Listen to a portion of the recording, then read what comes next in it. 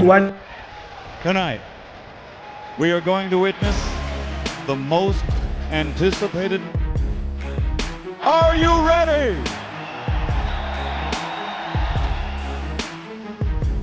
Listen, they listen. It's a done deal. They hold them. They hold them in stores too long. Let this boy fight. Are you ready?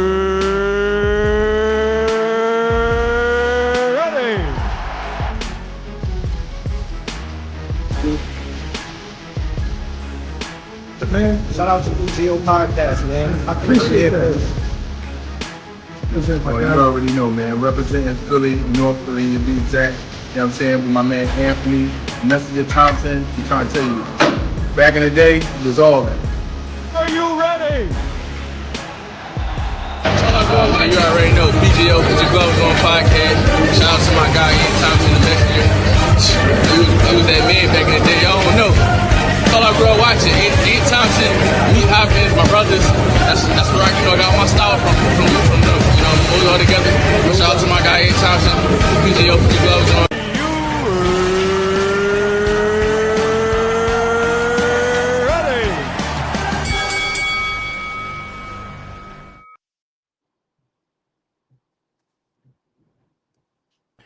Let's go, PGO Nation. Week's good. Man, we are here with a good friend of mine. Not a one-time, not a two-time, but a three-time title holder. Yeah. Two-time IBF Cruiserweight Champion, USBA Heavyweight Champion. Let's give it up for my man, Steve USS Cunningham. What's going on, my guy? Chilling, man. I am chilling.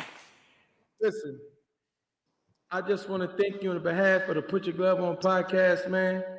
Yeah. Told you PGO is going to get bigger and better. We had our little bro on a few weeks ago with Mr. Hollywood. We're going to talk about that, Jesse Hart, and his upcoming fight on the zone. Yes, yes. This is a break or make it fight for Jesse. It is. Yep, completely. Yes. You know as well as I know that you don't get too many chances on TV. All right, definitely not pay-per-view and things of that nature. But the PGO Nation want to sit up here and thank you for blessing us with your presence. And before we go ahead and get started, this is what we like to do for all of our fans who get on and all those who support the PGO Nation, especially someone like yourself. So this is a tribute. I put in some hard work to dedicate to the USS, Mr. Cunningham, two-time IBF champion, heavyweight USBA champion. Let's get it, champ. Let's go.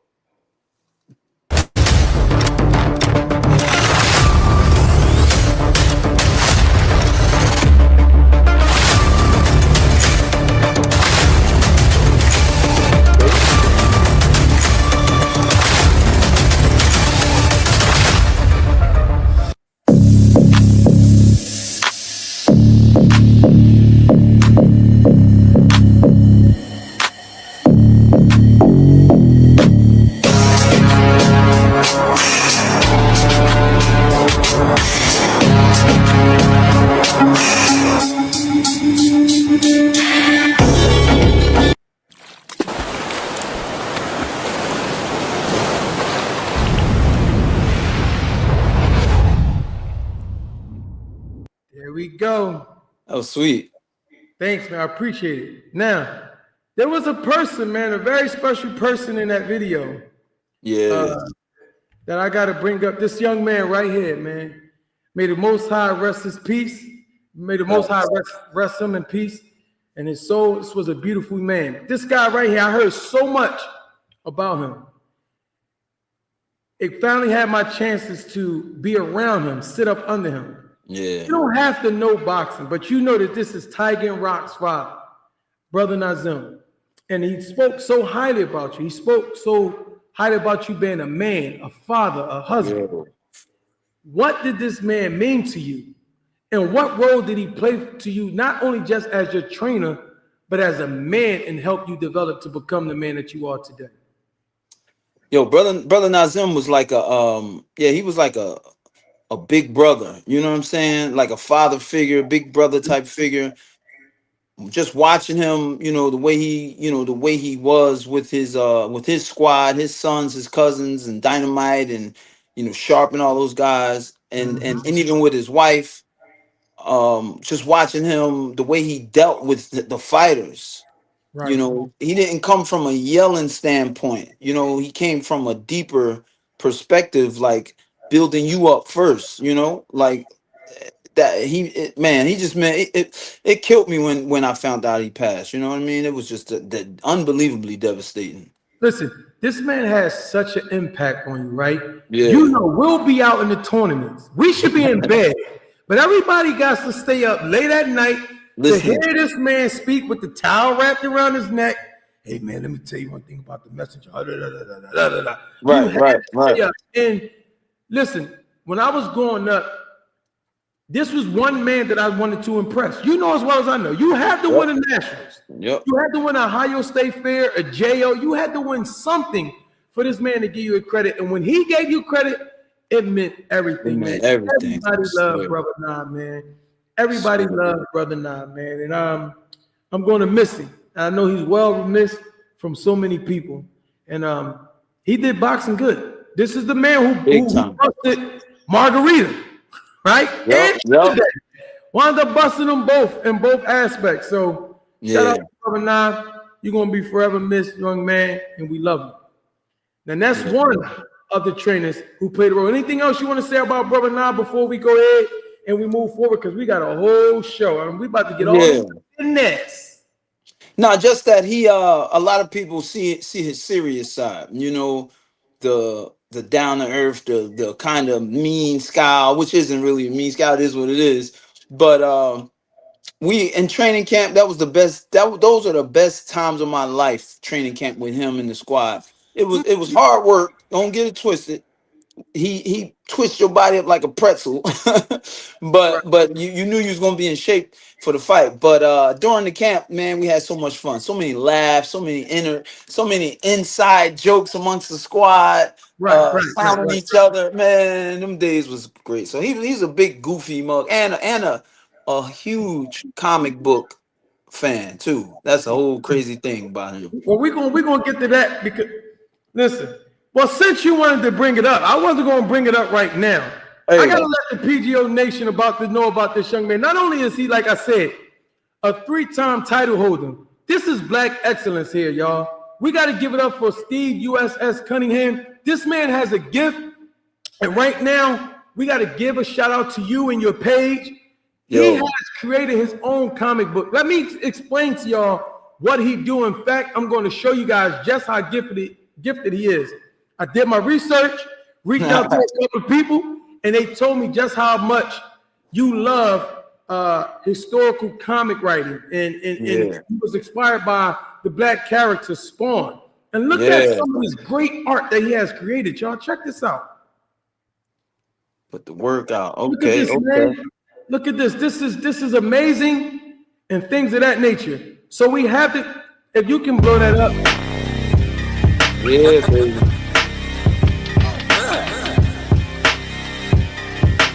Here we go. That's fine. Absolutely. That's one. Yeah. We got more. Here's another one right here, just to show you just how skilled you are, man. Yeah, baby. That's my horror. That's my horror stuff right there for Halloween. Oh, really? Yeah, I got horror stories, man. I'm doing it all, trying to. So listen, won't you show us what you be working with? Well, before we was on, you had that little iPad. Oh yeah, yes. Come on, let's show them. So basically, I started a company. I started this company back in 2020.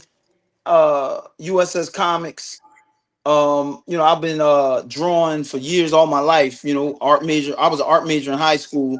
Joined the Navy, started boxing, and then I just kept drawing. So I decided to turn fighters into superheroes, myself particularly first. Okay. And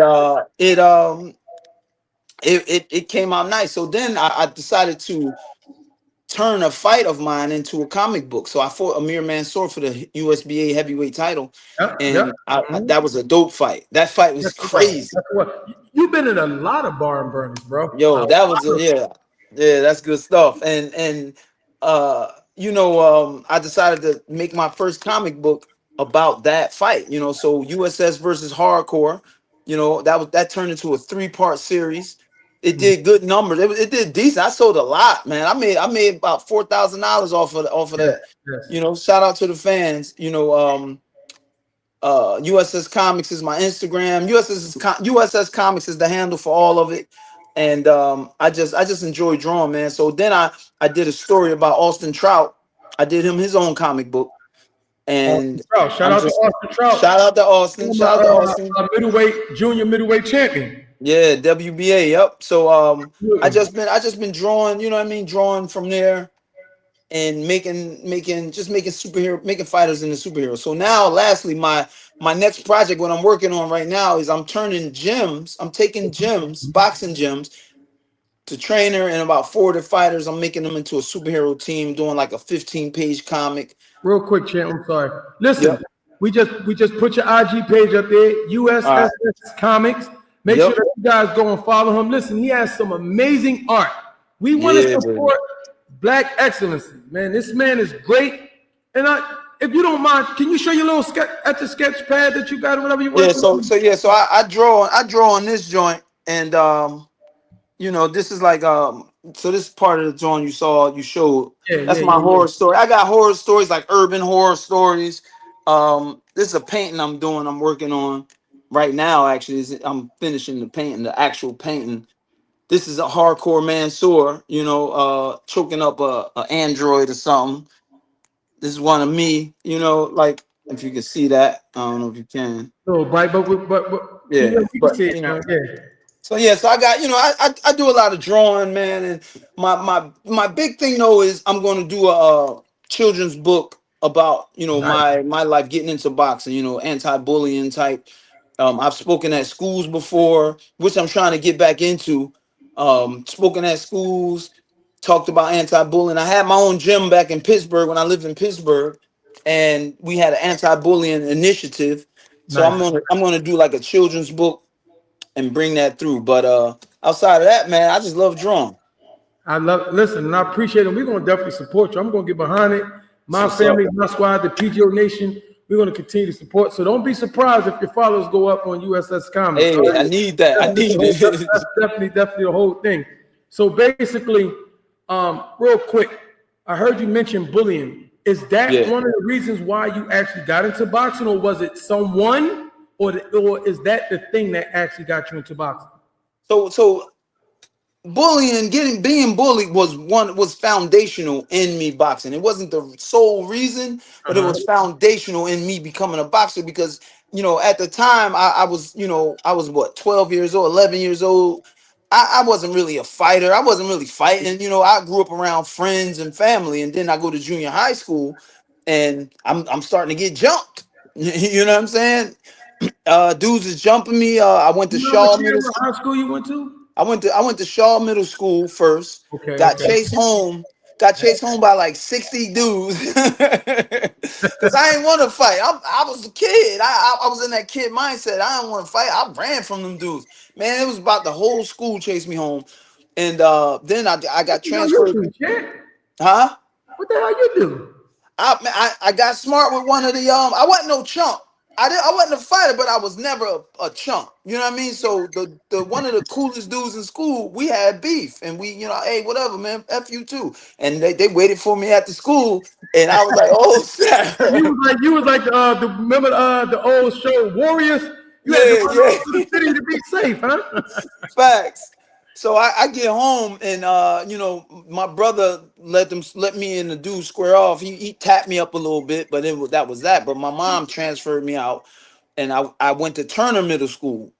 And the first day, them dudes started messing with me from the rip. I was like, yo. So I came to a decision. I mean, I had to make a decision. I came to a conclusion. I'm like, I was getting jumped like once a week, twice a week, and I'm like, I ain't had no friends at this school really. So I'm like, you know what?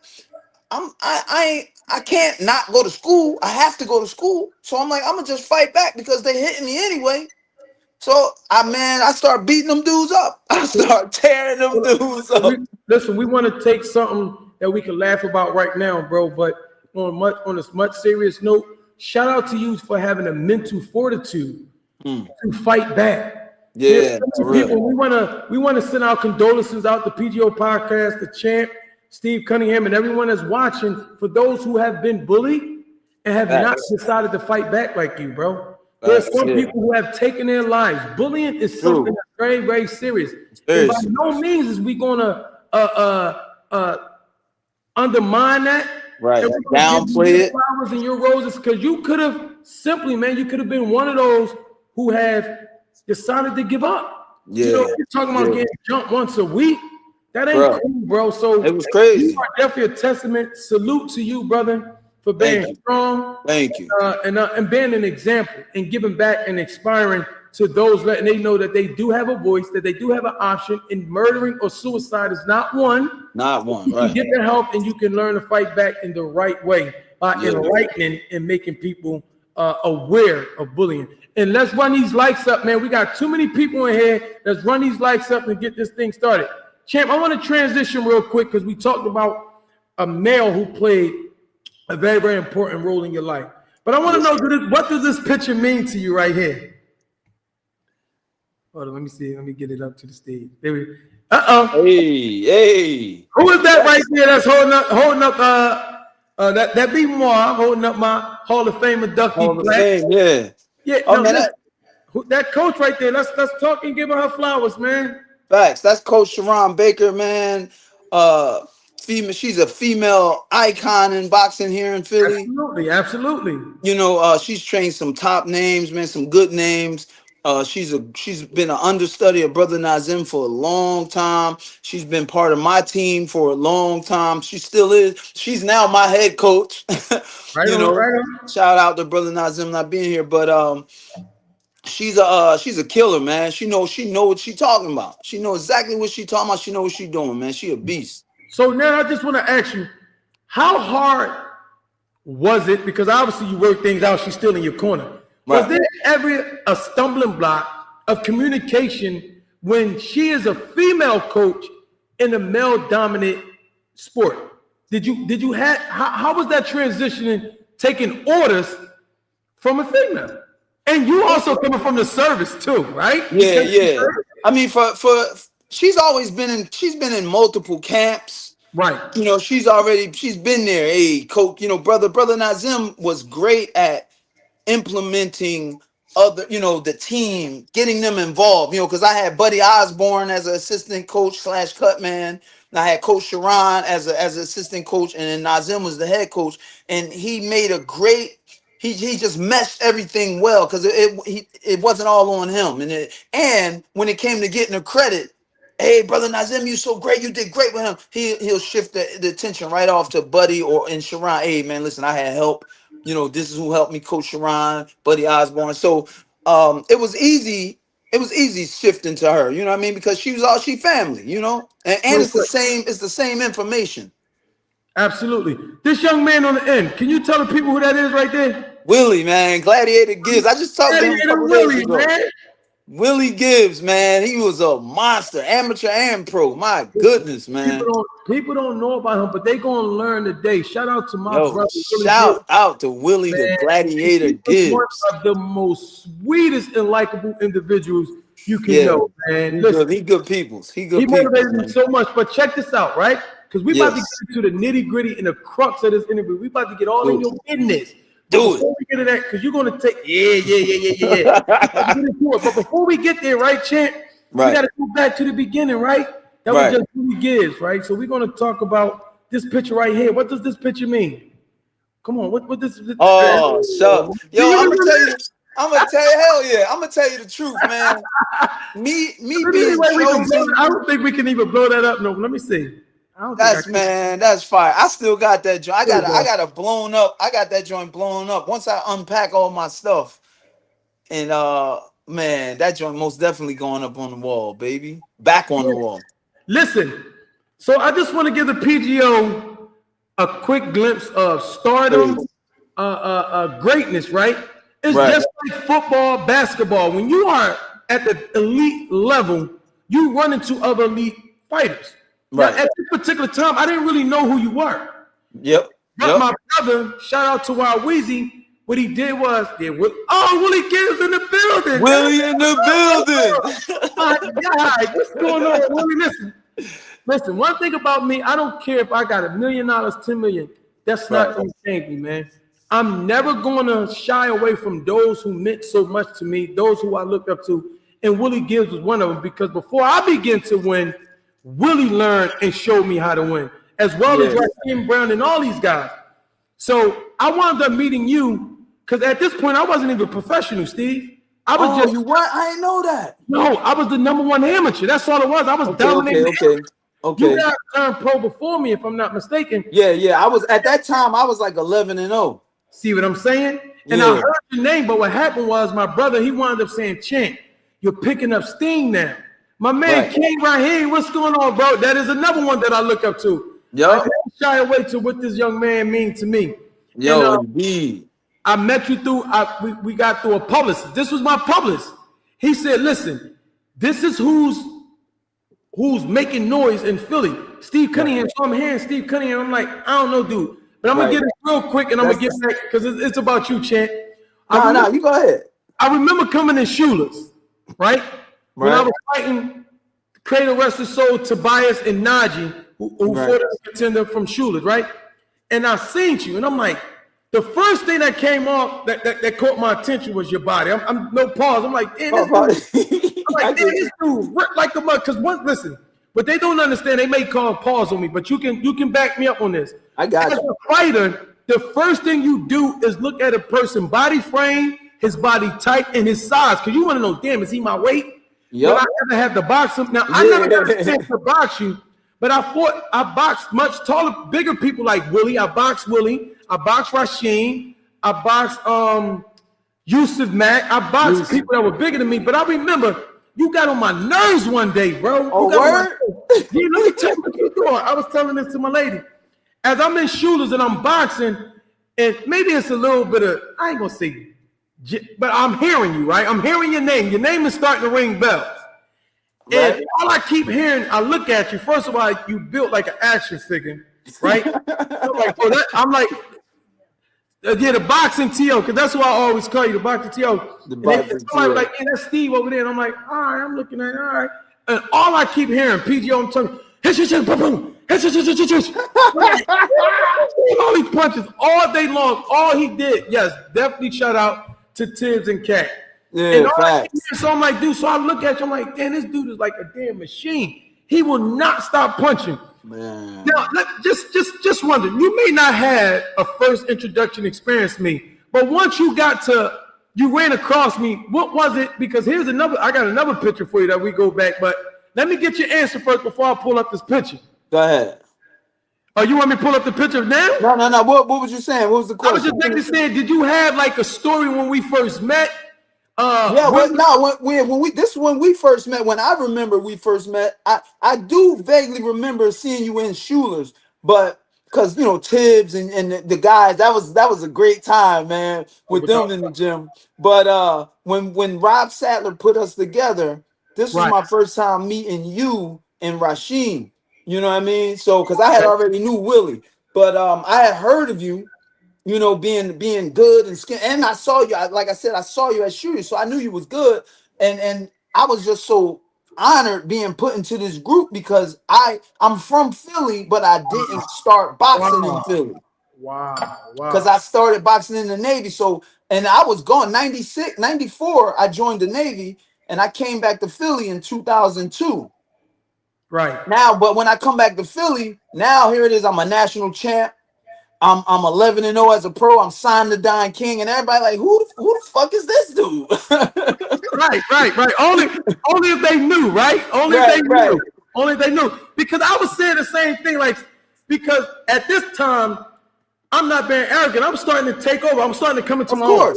I made front page of Sports Illustrated. Right. I'm a 5-time national champion. I got Timothy Brad and all these guys bragging about me, and then I'm hearing about Steve. I'm like, Steve Cunningham, he's going to be a champ. I'm like, all right. I knew Willie and I knew Rasheem, but I didn't get a chance to know you. And it seems and maybe it's just me.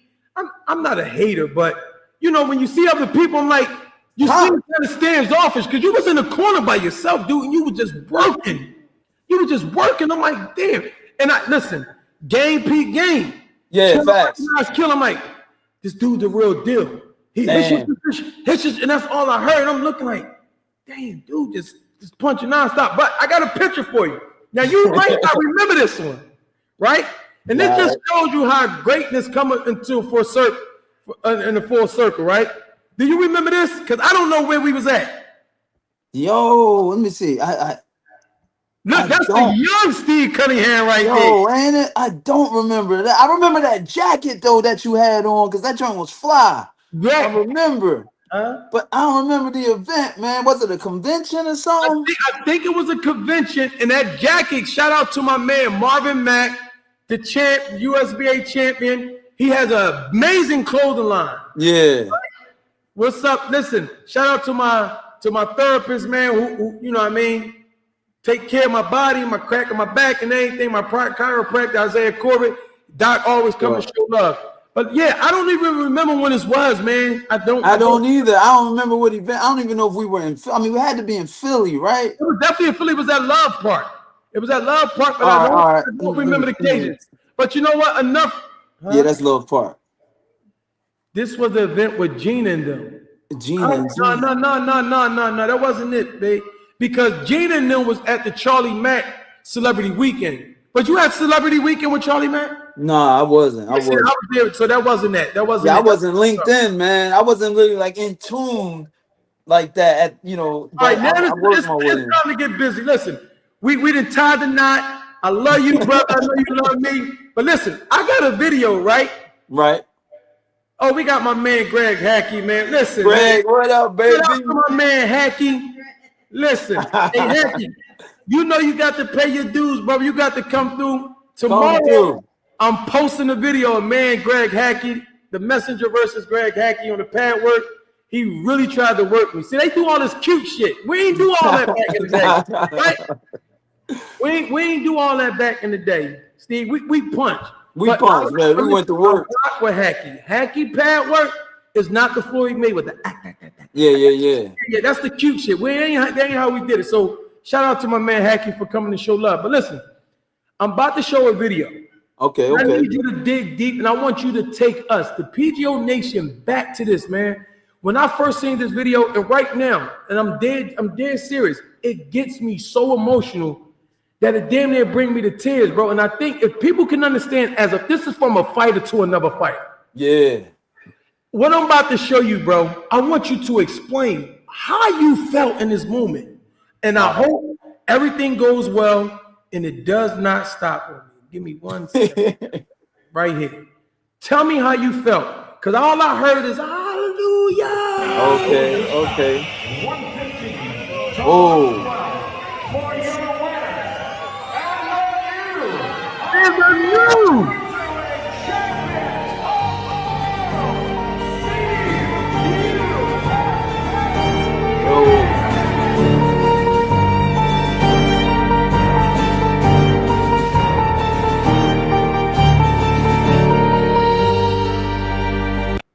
Listen, I want to play that just one more time if you don't mind. Just one more time, bro. Just one more time, bro. Have at it, baby.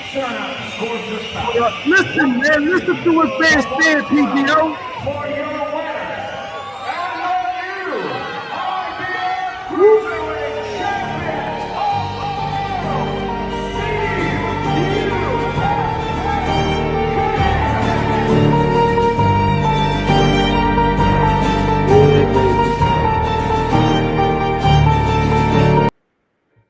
bro. Man. And the new IBF champion of the world. How did that feel, man? You felt it. Crying. I see you say hallelujah. Listen, that was one of my words. All praise to God. Hallelujah. I would get on my knees and scream hallelujah. And you let go. How did that feel at that moment, bro? Take us through that. I can write a book just about that fight alone, or the one before it with that, because that was my second world title fight. The first world title fight was against the same dude in Poland. I was signed with Don King. This story crazy. I was signed with Don King. I became #1 contender to the IBF title. O'Neal Bell vacated the title because O'Neal didn't want to fight me. Because when I lived in Atlanta, me and O'Neal used to go at it. And that's when I was an amateur and he was a pro. And it'd be like some days I get him, some days he'll get me. But I got better and better. He didn't want to work in the pro. He didn't want that work. So O'Neal vacated the IBF, and now I'm #1 contender, and he was #3. There was no #2. So Don King never really had any push behind me. He thought he was feeding me to his top cruiserweights, and I just kept beating him. Now I'm #1 contender, and he like, F Cunningham, we're gonna send him to Poland to get this next title. And get dumped. And right, because you know how they do you overseas. Yes. You know what I mean? So we go over there the first fight in May of 2006. 2006. Oh, was it? I think it was 7. That's 2007. Yes, 2007. I'm a little messed up. May 2007. We go over there that first fight, and they cheated something ungodly. They cheated with the glove. They took my gloves. They gave me some other gloves. They switched judges. The commissioner for the fights, he was eating dinner with the promoters over there. They didn't have no support. So I get in that first fight. I boxed his ears off, but I lost because the German and Polish judge gave it to him. The American judge had me winning 11 rounds. So we did they didn't give me the drug test. We're in the locker room and they kicked us out of the venue because we were waiting for him to give us the drug test. And my trainer / manager, Richard J. Ketty, was like, don't say nothing. We're going to get the immediate rematch. I'm like, why? He's like, they supposed to give us a drug test, the post-fight drug test. And I was like, all right, bet. So I went to the press conference mad as shit. I was mad. I was like, y'all gonna see me again. Y'all robbed me. Y'all gonna see me again. So they was laughing. The crowd was laughing at me. Bruh, I was in tears. I was 19-0. Undefeated. They took my O from me. So now we go back. We filed a protest. We win the protest. We get the immediate rematch. He can't fight nobody but me next. But I have to go back to Poland, and he stays. As is grass. Yo, facts, bruh. I'm walking around the house in tears some days. I was on fire, but my training was next level. Now I know how you have to fight when you go overseas. You can't go over there trying to be slick boxing. You got to get dirty. You have to because they already got a judge and the doctor in the back. So you gotta either knock them out or really make it a dog fight. So that's what I did. That second fight, bruh, it was the most emotional, strenuous thing I ever did in my life. But it took me to the next level. And I went over there and worked him over, bruh. And I still want to split. Still want to split this season. Listen, Right. bro, let me say this. People may not really understand who Steve Cunningham is, bro. Triumph should be your middle name. Damn, that's what's up. No, seriously, you caught a lot of bad deals, bro. Yeah, most definitely. You really did, man. And you never gave up. And one of the questions that I got for you is, I don't want to get there yet. All right. All right. Here's what I want to say. After you became champion, Right. not one time, not two times, but 3 times winning the title, wasn't what it cracked up to be. Like being champion, did the lifestyle begin to match the expectations, the money? So that's a great question. Because see, here's the people don't understand. Like you have different contracts. Yeah. I was on people undercards, and I made more money than they made, and they was fighting for a title. Yeah, see, with me it's different. People don't see that behind the scenes. So can you tell them when you became the champ, they can never take that away from you, champ? Nah. But was it what you expected? Or Financially, I like when I first won the title, it was looking good. It was looking decent, And remember, what weight class were you? I was junior middle, 154. That's the money. That's the money brackets, baby. That's the money bracket. I'm a cruiserweight. Yes, no money in cruiser. We ain't make no money. So the only time I saw 6 zeros was when I fought for the title. You know what I mean? When I fought for the title. By then I done fought 3 former champs and been #1. I done 4 or 5. and this is my first time seeing. I went from fighting. Peep this, bro. My book gonna be crazy, but peep this. Some people they don't understand the stories we got, and they My just book gonna be fight. crazy. It ain't that big just fighting, right, champ? Right. You got to scratch for every dime, Everything. and cent. Go ahead. So I'm signed with Don King. O'Neal Bell was fighting Jean-Marc Mormick. They were unifying all the belts. I was going to fight the winner because I had the number one spot. So I tell Don, let me fight on. I should be on the undercard. It only makes sense. This motherfucker didn't want to put me on the undercard, but we talked him into it, and he paid me half of my minimum. My minimum was $5,000. He gave me $3,000, and I'm like. Wait, are you telling me you fought on the undercard for $3,000? Yep. Wait. As number one contender. Wait, time out. Time the fuck out. It gets worse, though. It don't get better. It get worse? It gets worse. So, listen, go ahead. Real quick, 2 seconds. PGO Nation, this is what Put Your Gloves is bringing you to. Y'all need to listen to me when I'm talking. I am bringing a 3-time world champion to you, telling you he was the number one champion, signed to only in America, Don King. Only. The number one spot, and you fought for $3,000? $3,000, and it was to get me on the card. And here's the worst part. Damn. He puts me on the card. I'm about to be the next contender to the winner of the main event on Showtime. He puts me on the first fight of the show. So nobody see you. So the doors wasn't even open until the 4th round. Get the. So and then I end up knocking dude out. I think in the 4th or 5th round, that's when my family got in. I'm like, yo, bro. So and then the fight's over. So from there, I get the shot, and O'Neal Bell vacates the title. So now I got to go to Don King. Basically, these promoters, they work deals with each other.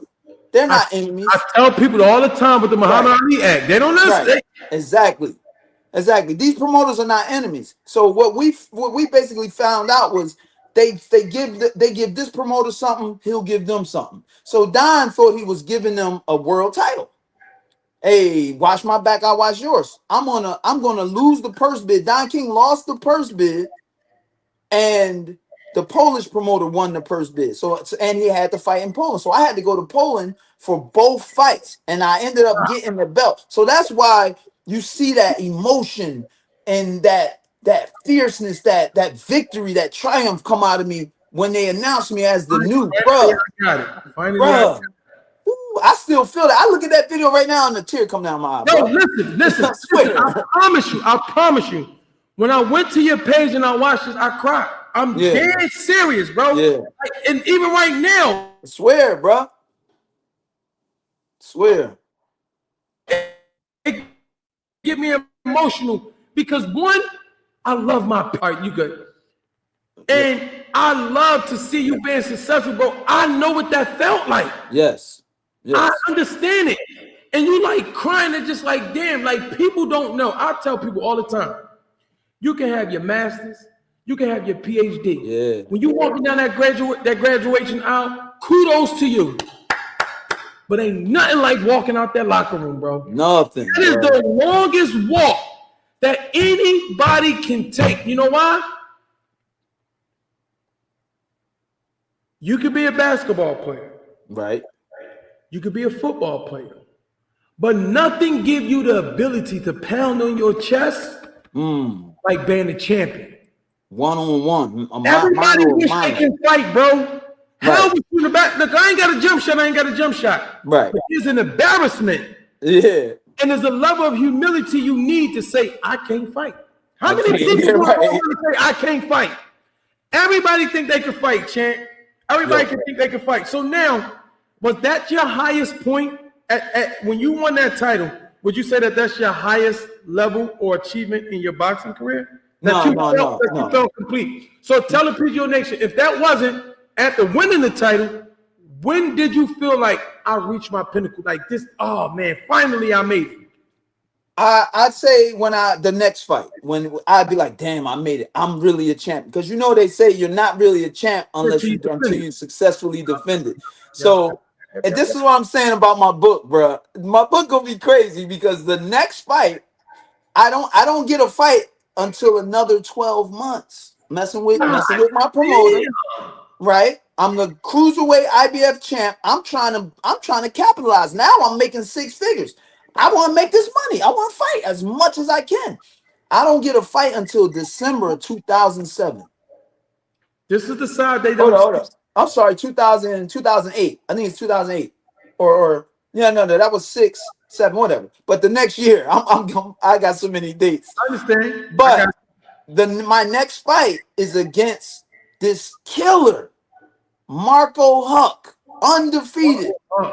Yes. Undefeated Marco Huck. He just stopped the dude that everybody said was going to be the king of the cruiserweight division. He just stopped this dude. I'm watching the tape like, holy shit. Like, god damn, I got to fight this. You know what I mean?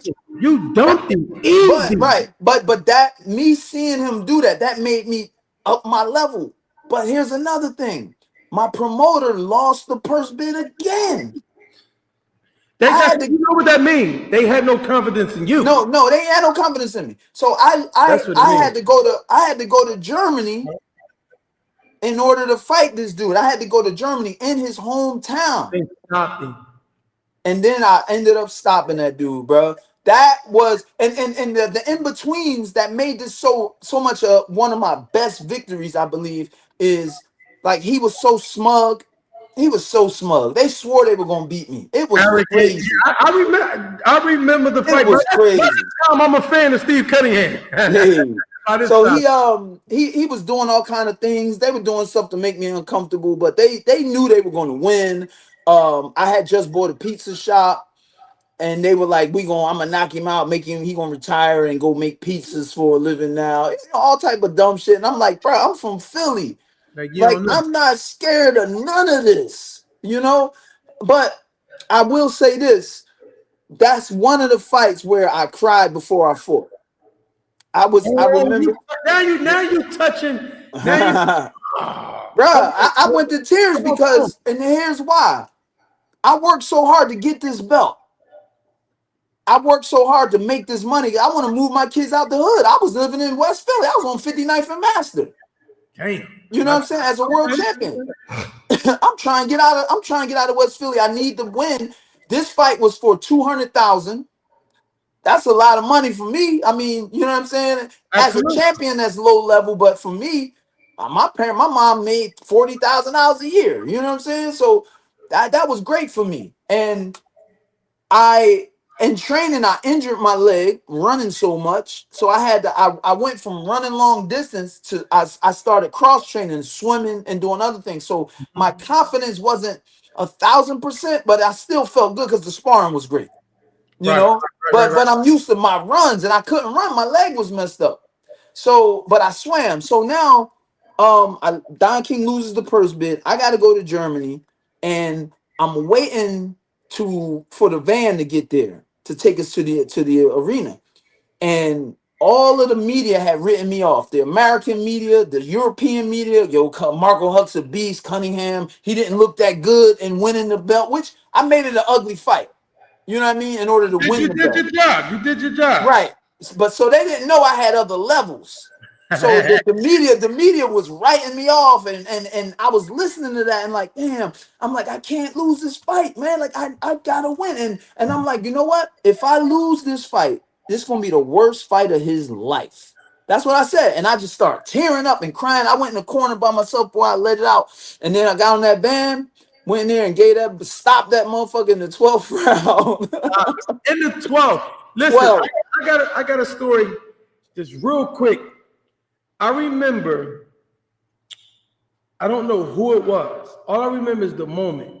Right. And you can relate to this. You sitting in the locker. I always tell this to my friend, my best friends, Atomic, Stan, Joey. When I have these boxing conversations, I say, man, y'all don't know what it is to be sitting in that locker room for hours. We sit in that locker room for hours. And I remember just sitting there, right? My mom and all them can remember. Oh, right there. And they said they come in with the camera. I was fighting on TV. I was fighting on Showtime. Right. And they say, Thompson, you walk in 5, right? Yep. My brother and everybody get up. Let's go, champ. Let's go, champ. Now, all that nervous energy is on you. All that adrenaline is running through. Yeah. Right?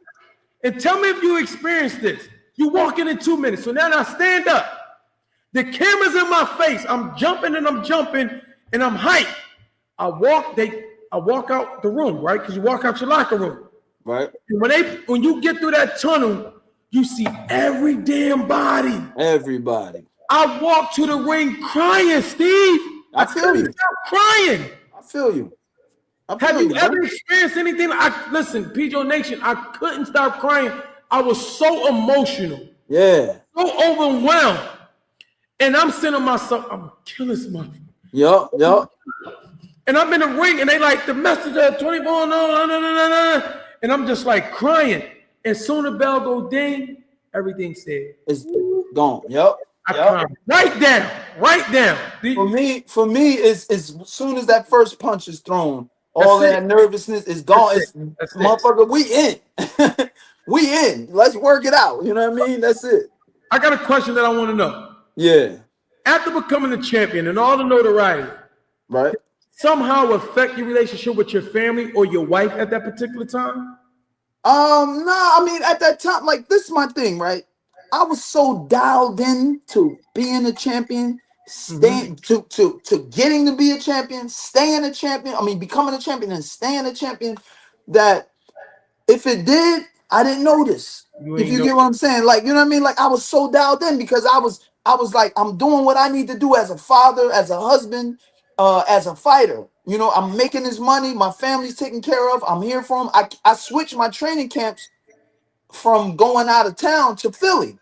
Right. You know what I mean? So I could stay at home. So I trained at James Schuler's. Then when the fights got bigger, I was at the Rock Ministry gym a lot at night, you know, so I can be with my family. I had my sons with me. Everybody, my ex-wife was my manager. You know what I mean? So we was all together. So being your manager, that didn't affect your relationship with your wife?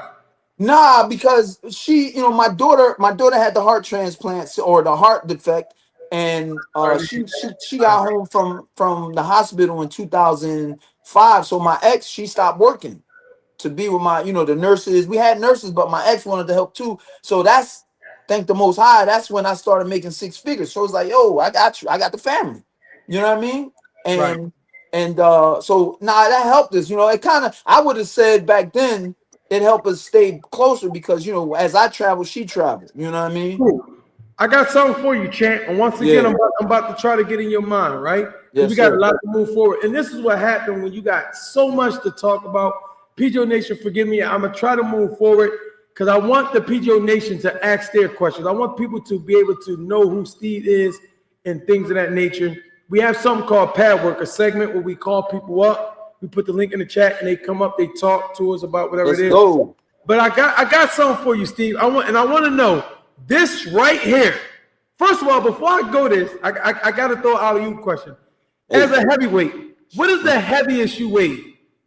The heaviest I weighed was 210. And 210.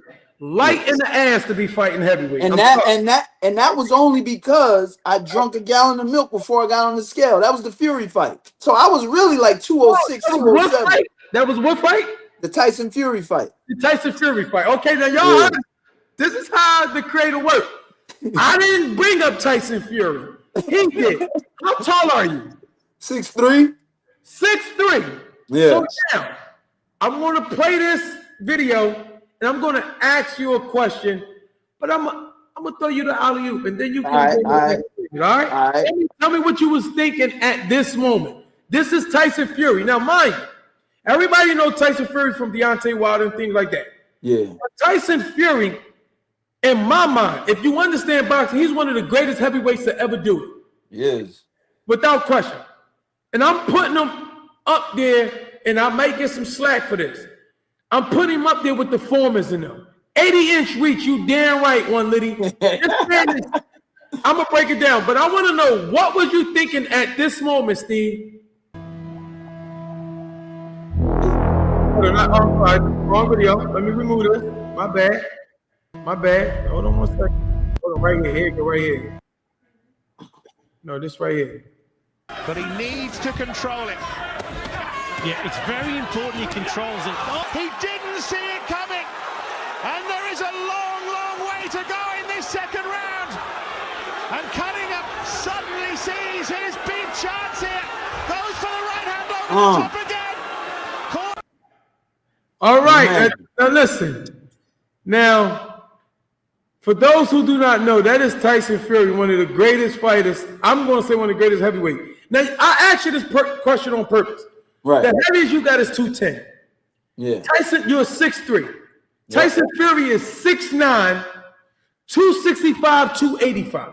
Yeah. He has you by 6 inches, okay? 65 to 70 pounds.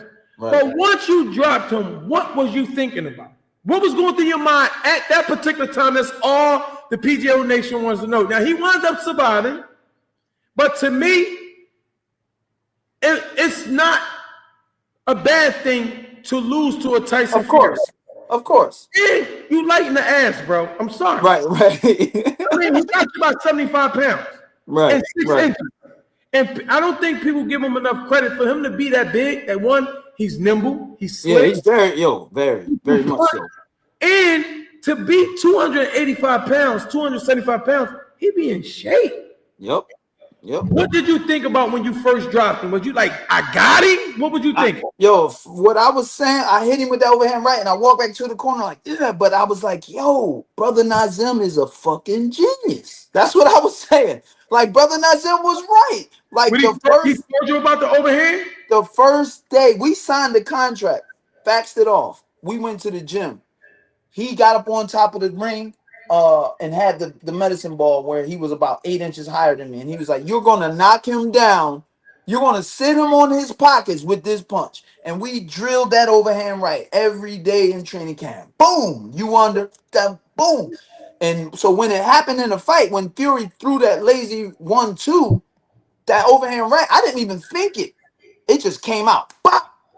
And I was surprised, but I was like, yo, Nazim ain't no joke. Like, did you think you had him? Did you think you had him at this time? Did you say to yourself, I got this motherfucker? Nah, I mean, I was on for the knockdown, but I saw him getting back up. So the way my mind thinks is keep going, keep doing it. We're gonna get him, keep going. That's me, just keep going, go. You know what I mean? I never get to rest. And dealing with Nazim, he trains you how to act, how to react during whatever, how to think. And it's like, don't ever think you got it. Right. Don't ever think you got it. Keep that fucking foot on the gas. So that's what I did, you know? Right. Now, how do you know when a fighter is broken? How do you know when you can feel that it's over, I got it, and there's nothing he can do? How do you explain that to the PGO Nation? It's body language too. For me, it's mainly body language. You know what I mean? Here's a very short story. I fought Guillermo Jones. But that was not your first fight, but no. Guillermo was one of my first big fights. Big fights. When you was like 29. I was like 16, 14 and 0 or something. I fought Guillermo, and this was the like first big name you had. Guillermo was the first like recognizable name. I fought a South African dude who used to be an IBF champion, but nobody knew him. But that got me number 7 in the rankings. So hey, but fighting Guillermo was going to put me WBC number 1. So I'm fighting Guillermo Jones. Here it is. He's 6'3". I'm 6'3". We about the same size. He just had like a little pudge. You know what I'm saying? He's from Panama. And it was a grueling fight. We were going back. It was tactically scientific. We were matching each other. Pop, boom, pop, boom. And we went 10 rounds. The 8th round, I'm leaning over because I'm in shape. I know I'm in shape. And I'm leaning over to check him out. He's like this in the corner. And then I stand up a little early before the bell rings. And he's looking at me, and I start hopping. And when he stood up, he put his head down. And I was like, got him. Got him. You know what? We got Teddy. I don't know if you remember my guy, Teddy Johnson. Jared, what up, Jared? The eyes Yeah. away. Yeah, that too. That most definitely. Shout out to So you, soon, man.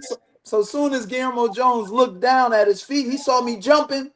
I was tired though. I was dead tired. It was the mental game. There's a saying: if I can bluff you, I can beat you. Exactly. And he looked at me and was like, and it was like the life went out of him. And I just went back, and that gave me more steam. So I was a little re-energized. So the body language, man, in the ring is key, man. That's why when I train my sons, I'm telling them, don't let nobody know they did anything to you. Don't let them know. F that. Don't fix your headgear. You know, my 15-year-old, when he was fighting, don't get hit and fix your fuck that. Fight him up like this. Leave the headgear on the side. Don't let them know nothing. Don't let them know nothing. I've been in the ring, bro, and I've never been like hurt before, except for one time when I got dropped through. That's the first time I ever been stunned. And I can tell you this: I know why people go to sleep. It don't hurt. It may look like it hurt. It don't, right? It don't hurt, bro. It's like, dude, I swear. it's like taking a Tylenol 3. Just give me a pillow. I just go. I go to sleep right now. Right. It's weird, man. If you ever seen us get hit or hurt and we went down, it didn't hurt. You might. I got hurt. I got knocked down quite a few times in fights, but I the one time I didn't get up was the Fury fight, but I've got knocked down probably 9 times in fights, and I get up and I'm better because I'm like, oh, that's it, fuck it. But the one time I really got hurt outside the Fury fight was when I fought Amir Mansour. That second knockdown, he knocked me down twice. That second knockdown, I was like, shit. Even Steve Smoger was like, man, I knew you were all right. Because Steve don't never stop the fight, though. Yeah, Steve don't ever stop the fight. You gotta get killed before he stopped the fight. Steve was like, man, when you fell down and you leaned your head back on the ropes, you was like, fuck. And he was like, Steve, I know you don't really cuss like that, so I knew you was all right. Oh, you actually said it. You actually cursed. Oh, yeah, that shit hurt. I was like, fuck. Like, damn. So I got up and survived the storm, made it through the round and ended up winning the fight. But speaking about Steve Smoger, right? I was fighting a guy. I wish my brother was here. He would tell me his name. I forget his name. But I'm dumping him, Steve. Boop, bop, boop, bop, bop. And Smoger wouldn't stop the fucking fight. I'm like, stop the fight. And the guy wound up going a whole distance. I was fighting here in Philly. I dropped him with the right hand. He did an Aaron Pryor, Alexis Aguayo. Oh, wow. He did a backflip, got up, tumbling and everything. And I'm like, Steve, stop the damn fight. Right. Steve and somebody is another famous referee from Philly that won't stop the fight. Won't stop the fight. And there's another one. I forget his name. Is it Al Pacheco? I don't know. But I forget. But anyway, speaking about Steve Smoger. All right, listen.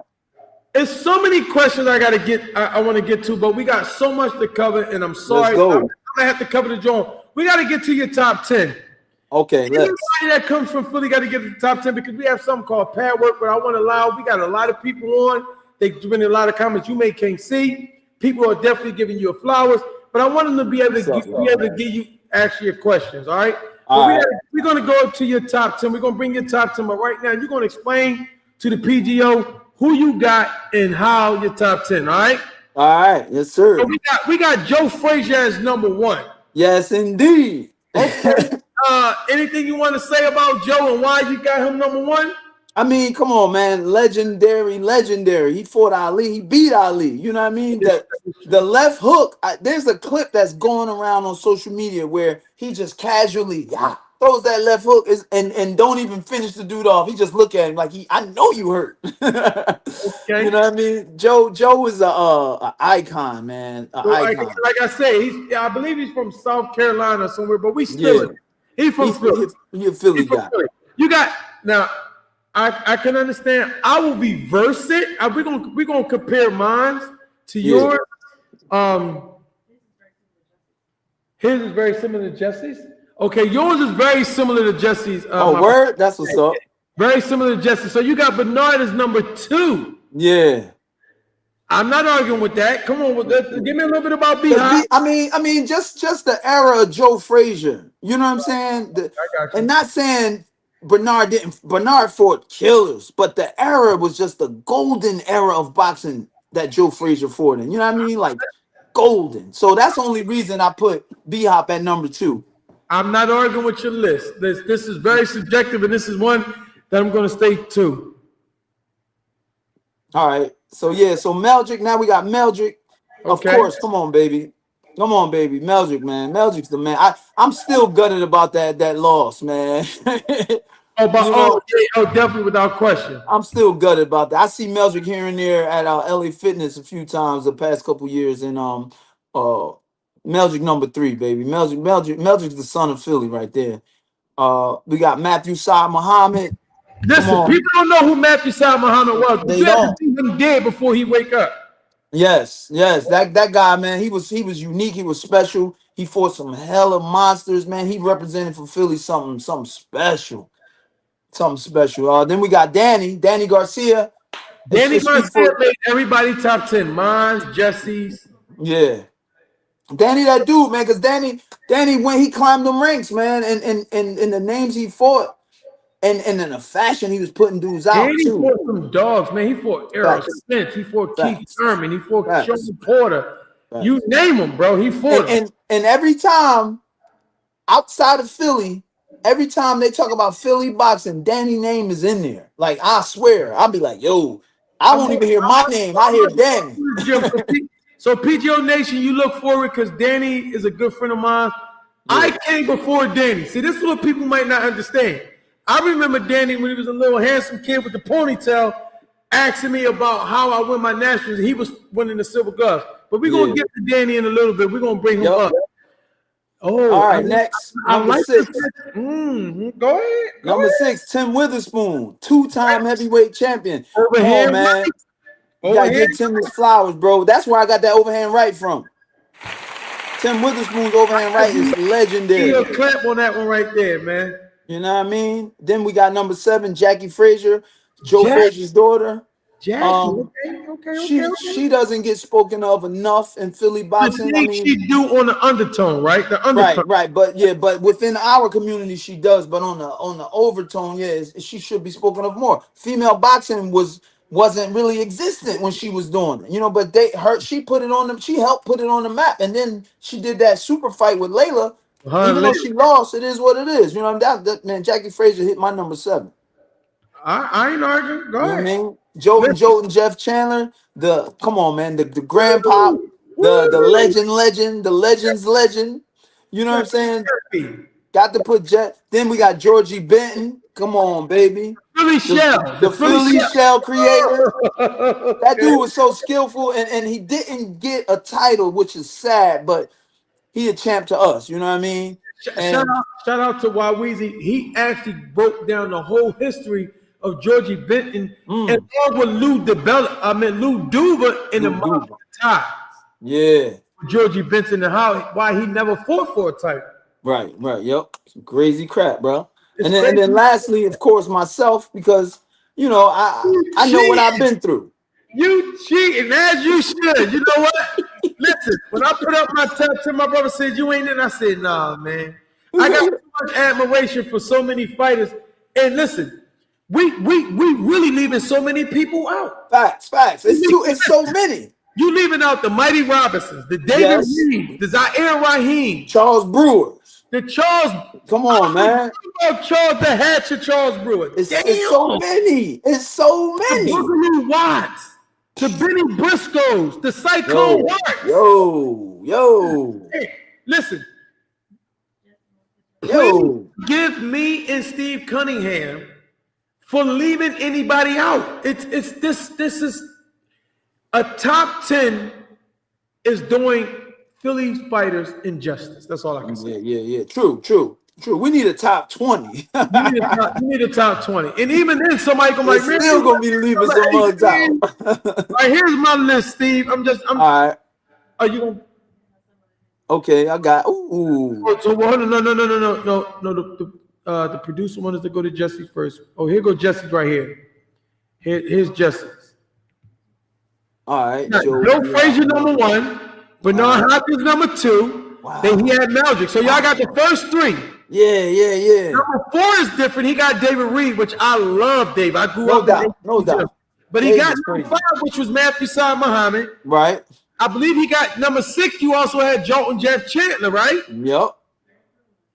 He has Georgie Benton. I don't know where your Georgie Benton. My Georgie Benton is I think number 9. Number 9. Okay. Yeah. So he added Zaire Raheem. He has Tim Okay. Witherspoon. You had Tim a little bit higher. Yeah.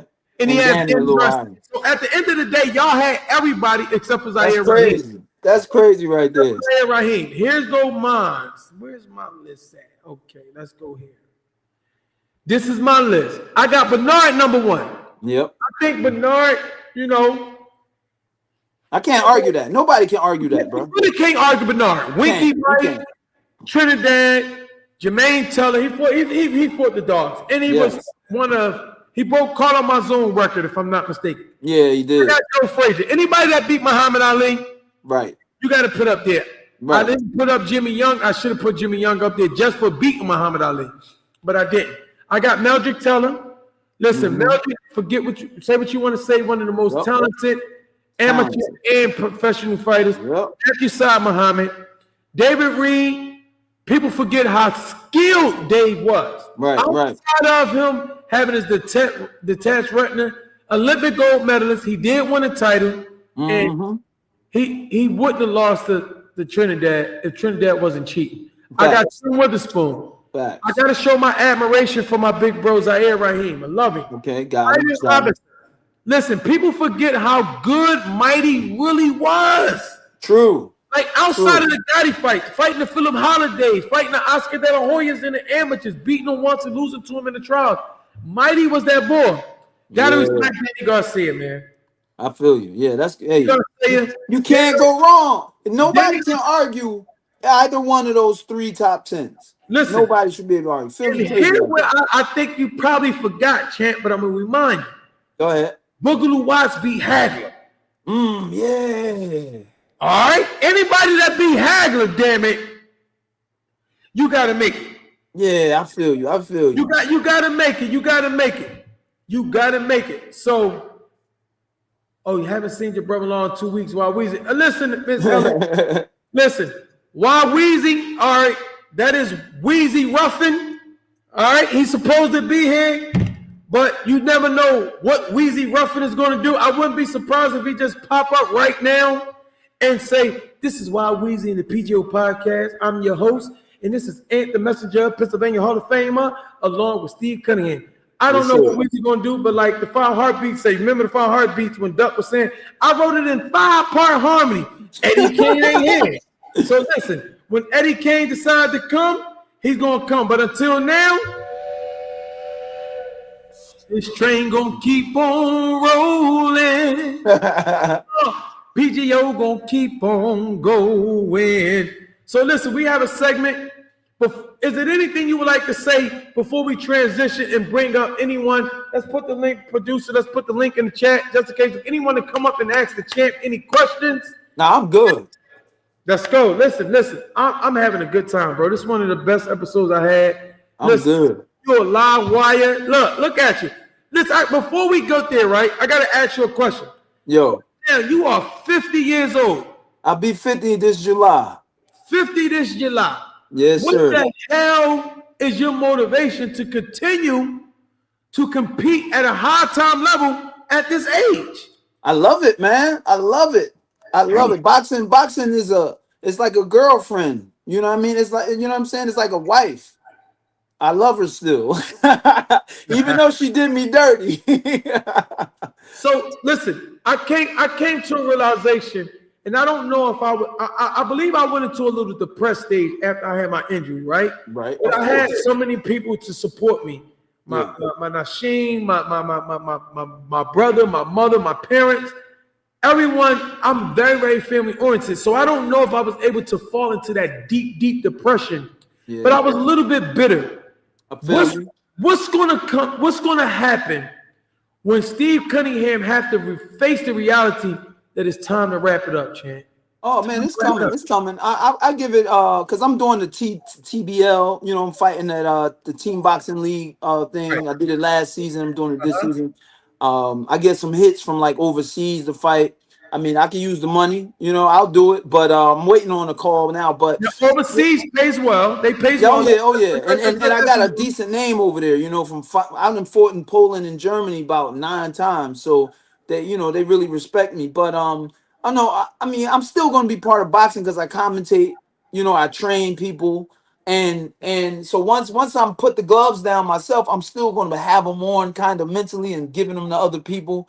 You know, I got other family members I'm training and stuff. My sons. So you know, we'll see where that goes. But the commentating is my thing, man. Like I love it. I love boxing. I'm on different levels with it, and I love it. So you know, at that level, that's forever, you know. But yeah, most definitely, I'm gonna sit my butt, stop getting in the ring, as so making money. But But listen, I'm still gonna spar. I'm gonna be 70 years old spar. I used to go to the gym when I went to James Schuler's gym. I saw Buster Drayton. Bro was like 60 years old, putting in work, sparring. still looking good. He was looking good, man. This was 15 years ago. You know what I mean? So I was like, bro, I want to be like him when I grow up. You know what I mean? Right. Okay, so we have someone up, Sean Tyler. What up? You up here with both of the champs, the messenger as well as Steve USS Cunningham, USS, baby. three-time title champion. Okay. What would you like to say, man? And what would you like to question? What are we talking about, Sean? First off, salute. Yes, sir. The Tarver fight. Let's go. I forgot to mention that. Well, I got you. That's what I'm here for, Thank you, brother. So in the Tarver fight, Right. how hard was it for you to accept the draw? Oh, very hard. Like I'm one of them dudes, bro. I work so hard. I don't think I should lose.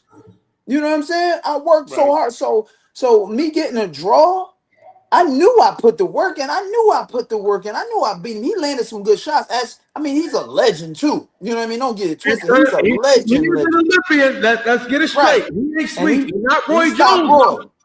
And people fail to realize. People look at his he was a little bloated. Yo, the last thing that goes is the skill. Bro, still skillful. You know what I'm saying? He's still mentally there. So he set me up for some couple shots, but I'm burning him out. I swore I wanted to fight, but it was hard for me to let that go. And then to find out that he failed the drug test, that really had me over the top. Yeah. You know what I mean? Yeah. That really had me over the top. So that fight should have been a no contest. It was a no contest.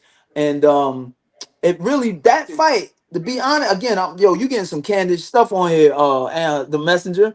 That fight, having a draw in that fight, that's when I was a heavyweight. They talked me into going back down to cruiserweight. I wanted to stay heavyweight. But they was like, man, you're not big enough for the heavyweights. And then my agent was like, listen, I can get you a title fight for about the same amount as this. At that time, I'm like, bro, let me get these bags. You know what I'm saying? Because it was like they was trying to get me out of the heavyweight division because they felt I was too small. But I think they knew I was going to wreak havoc because I listen, I ain't bragging. Sparring is sparring, but the reason I went heavyweight is because me and Vladimir was getting it in. I went to camp with Vladimir and we was getting it in. Like I got the camp bonus. I was doing so many rounds with Vladimir. Over Big Baby Miller. Big Baby Miller was there. He saw it. Shit, he introduced me to his dad a couple years ago. Like, yo, Pop, this the dude who was fucking Vladimir up in camp. I was like, oh shit. You know what I mean? So, like I said, though, training sparring is sparring. You know, all respect to Vladimir. That's my guy, man. But I wanted that fight so bad because I felt I could do so. I went heavyweight after that fight. And but after the Tarver fight, they kind of talked me out of being heavyweight. And I was just like, all right, whatever. You know what I mean? The money good at cruiserweight, I'm gonna go back. So, but yeah, that Tarver fight left a bad taste in my mouth, man. I was pissed, bro. I was pissed. So you said something earlier about the going overseas and them it being rougher for you to fight overseas because of the judges, the promoters, and so on and so forth. So let me take you back to the Juan Hernandez fight, the very first one. Ooh. So when you lost that fight on a headbutt, do you feel that you were down on the scorecards or were you getting cheated? Honesty. I looked that fight up. No, so that fight, yeah. I thought if it was on the up and up, on the judging level, I should have been up 1 round or at least draw, tied at that point of the stoppage. When the doctor decided to stop the fight on a cut that wasn't bleeding. You know what I'm saying? So, but also that last round, I watched him walk back to his corner. And again, like I was saying with Anthony, yo, the body language, he was done. He was done. I knew it. I knew I was going to stop him. So I sat down. I'm walking back to the corner to sit down in between rounds. And I'm like, I'm going to stop him next round. I sit down. First thing Nazim say, we going to stop him next round. He giving me my word. We about to stop him. And I'm like, yes. And then they waived it. The doctor stopped it. He wins. He wins on cards because the doctor stopped it on the cut. That wasn't bleeding. Can I say something? Can I say something? Y'all can look up right now. Anthony Thompson versus Ishmael Arvin. I experienced what you experienced. I dropped Ishmael Arvin 3 times. I'm up 60-54. I'm up 6 rounds, Ghost. Sean. I'm going to the 8th round. I'm fighting for the IBO title. And I get stopped. I'm fighting. He's from DC. Yeah. I'm fighting him in DC. We come to find out that the ref is from the same gym he's from. And they stop the card and call it a TKO loss on me. I'm up 6 rounds. Ain't no way in the world this guy's going to beat me in 2 rounds. Bull, he didn't have no power. And all I needed to do was survive 6 minutes. That's crazy. But the same thing happened to you being up. Yep. And I'm up 6 rounds, 60-54. Joe Tessitore and Teddy Atlas with bananas. They wound up stripping him from the title. Yeah. But they never overturned the loss. And they robbed me. Yep. And of the opportunity. And that's kind of what happened to me. So after that, Hernandez, Joseph Jones, you was there. Yeah, when the headbutt, you look it up. Thompson lose on headbutt. That's and it was crazy. It was crazy. But so after the Hernandez fight, we filed a protest because that was some foul. It was foul. We win the protest. Got the second fight, right? Right. We win the protest here. And now here's the inner workings in that protest. They said the doctor unjustly stopped the fight. Now I went in as champion. I was defending my title. He won the title. Now they said the fight was unjustly stopped. I should have been awarded my title back. They said he stays champion, you get the immediate rematch. And I'm like, what? That's what I'm saying, Steve. You've been through a lot of BS, bro. It's crazy, bro. It's crazy. So that second fight, I was so mad. I was so angry at boxing at that time. I was so angry, and my training camp was angry. That's the question that I had for you. And I fought angry that second fight, and I officially, it was a good fight, but I lost that fight. You know what I mean? Because I just was on, fuck them, they trying to cheat me. I wasn't able to be my boxing self. You know what I mean? So that's when I went heavyweight. I was like, I can't stay cruiserweight because I was signed to the European promoter. And now I couldn't, when I had the belt, the champions, all the other champions, I beat them before. So they didn't want to unify.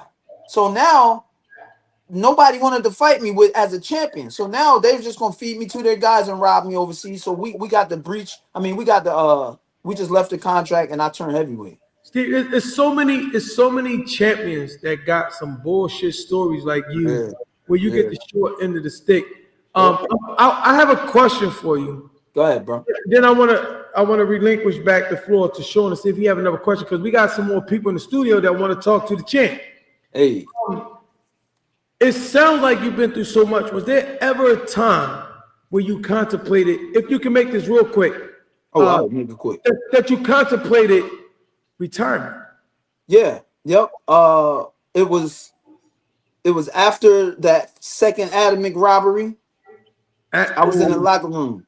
I started to bring that video up, bro. You outboxed the crap out of him, and they. Bro. So after I was in the locker room, and I was like, I told Nazim, I looked at Nazim, and I was like, bro, if I made the money I should have made, you'll be I would have retired. I would retire right now. Yeah. I was so mad. That was yo. They raped me. Thomas Adamek fight is when you wanted to retire. That's when I wanted to retire, and then I went up in Fort Mansour, won the USBA title, defended it successfully, and then I fought for the #1 spot to get the Vladimir in Canada on HBO, against Vasily Glaskov, and they robbed me. And that's when I was like, I think I'm done. I think I'm done. And that's when I linked up with good thing I linked up with Al Heyman. I wanted to do a video about this because he basically saved me. He basically saved me and kept me in boxing. Steve, man, like, dude, I can almost assure you, prior to this podcast, nobody probably really knew what you've been through, bro. Nah, they don't. They don't know how good you were, how good you are to this day, bro. And it's like, this is why I'm trying to dig into the people that I know that has a story to tell. Dude, what you've been through is crazy. Man. And people don't understand. They always visit showing and we had these conversations off screen, right? We talked about these conversations. And is there anything you want to say else, Sean, before I continue? Yeah, I got one more question for him. All right, go ahead and get your question out, because we got some people in the studio and I want to get so Coach Boo and one lady. What was it like going out on your last fight with a win? Which one? That Frank Mir fight? Yeah, that's the last one. That's the last one, 2021. Yeah. That was. You know what, man? I'm gonna be. Like I said, bro. You getting a lot of candid. You getting a lot of stuff here, Tom Messenger. At that time, that was a phase. I'm being really open about my life. That was the time when I was going through it with my ex-wife. You know, we were still married, but we were you know, it was things that happened that had me like, yo, I'm out of here. You know what I'm saying? That's all I'm about to say about that. And I was very depressed. I was low. I was suicidal. Man, I was done. You know what I mean? So getting that call for that fight kind of helped save my life, because now, you know, that was right after 2020 and my gym had got shut down. I wasn't making no money. I'm in this relationship where I don't want to be no more, you know, because of XYZ, and I'm kind of stuck because I can't go nowhere. I don't have no money, and boom, I get $150,000 call. You know what I mean? Now I get to get my car, because I didn't have a car at the time. We had one car. Now I get my own car. I get to do this. I get to do that. And that meant a lot to me, man. That fight meant more to me than people can realize, you know. And having that win, it put a cherry on top, and for everybody to see it, because everybody wanted to see boxing, because, you know, coming off that pandemic, Corona, right. it wasn't a lot happening, so that was cool, man. That was really cool, bro. So it's safe to say that it was easy to walk away from the game and not have any regrets. So yeah, I mean, really at that time, it wasn't. I'm really not officially retired. So I mean, at that time, I didn't. That wasn't on my mind. I was trying to line up I was on the interview like, man, Bones Jones want to come out, box, let's do it. I'm trying to line them bags up, you know. So now, you know, I always train, but now I'm doing the TBL. You know what I'm saying? You know, Team Boxing League. So Champ, I'm sorry, Champ. You got it. Let's go. There's so many. Sean, Tyler, thank you, man. I appreciate it. Love you guys. Everybody that's supporting our athletes. We got so many questions. Listen, I'm going to pull our next guest up. Okay, One Liddy. But before, hey, what's up? One Liddy, you already know. Listen, but I got more questions for you, Champ. A lot of people put them in. They texted to me. They put them in the chat, and so we got to get to this before we wrap things up. Let's go. I got time tonight, baby. Let's go. One Liddy. Let's get. Listen. First of all, for those who did not know, man, this young lady right here. Yes. She helped the PGO podcast out so much. She keeps her ear to the ground, and that's why we just say her eyes in the gym. She sent me so much stuff. She is the timekeeper for so many fights. Yeah. All right, and I didn't know. I know her personally, but she's up under her name, the One Liddy, and I'm like, damn, One Liddy. some good comments, some good content. Who the hell is One Liddy? And then one day, she got on and revealed herself on this segment called The Revealing. Yes. How you doing? Yes. I am good. That's good. I am good. First and foremost, I want to salute you for your service. You know what I mean? Thank you so much. Thank you so much. Yes, okay. Yes. but you have touched on TCL, Team Combat League. Yep. You are a part of Philly Smoke, Yep. one of the veterans of Philly Smoke team with Jesse Hart, Yes. Ray Robinson, Joey DeWaco. What? Hold on. Deep. You mean to tell me I want to make sure this is clear. I got Steve Cunningham on my team. Yep. I got Jesse Hart on my team. Yep. Keep going. I got Ray Robinson on my team. Keep going. And we ain't win? Did we Oh win? no, we go ahead. You can tell them. They winning. Yeah, they ain't Philly Smoke for nothing. Let's not killing it. They ain't Philly Smoke for nothing. And that's just the veterans. We're not talking about the rest of the team. We got Claudia Albright. Yeah. We got Nair Albright. Yes. What? Crazy, man. That team is great. They had to cheat us that championship. Y'all had to. Conversation. They had to. Get, you saw if you saw the championship, you know they was just getting us. Exactly. So, Rasheem Brown. Yeah, Rasheem Brown. Oh my God, that boy's so sweet with it. Any more there? Yes. Bro, we got a nightmare team, and the league knows it, and they try to do what they can to mess us up, but they can't. Yes. My man Zell said keep name dropping. Who else? How many people was on the team? It's like a 14-man team, right? And we had girls in there too. Yes, girls are in there too. Yeah, Sharon May Patricio, Rashida Ellis. Yo, man, the females is killing. They do. When we get up there, I be like, yo, we know we got three in the back because our girls is killers. That's true. That is very true. Crazy, that is very true. So it's thing. like 24 fights, 24 rounds. Some people fight twice. You know, the good matchups fight twice. But it's a dope concept. I'm so glad to be part of it, man. Be able to still function to be part of something like this at this level. It's dope, man. I enjoy it. So how do you feel about the money rounds, champ? I did the money rounds twice in there. It's weird. You know what I mean? Because you know, even though the whole concept is we're fighting one round, you know, and it's like I'll break you down as it goes on. And now it's like I got to go get it. So now it's like, I got to be smarter, but I still have to find a way to be active because they're giving you work on go. They're giving you the rounds on go. So, but that money round, I won one and I lost one of the money rounds, and I'm like, dang, the one dude he just went in and throwing punches. I'm blocking and counter, but he got it on aggression. So I'm gonna be a little different this next season. I got a little in the bag for that. That's tough. It's dope. Because you can have somebody that's less talented than you. Yes. That might just outwork you. Because I mean, I might need a round or two to break you down. Exactly. It's one round, baby, and you gotta. That's what's great about it. Like guys like Jesse Hart, myself, and Ray Robinson, we know how to set you up. But it's like the judging. It depends on the judging. It's like, well, if you setting them up, you getting them shots. You still gotta make it look like you're going for it. You know what I mean? Because if you sitting back, they ain't gonna give it to you. Optics is everything. Yeah. So when does it begin this year? This year, I just found out Sunday that we're fighting March 20th is our first fight against New York.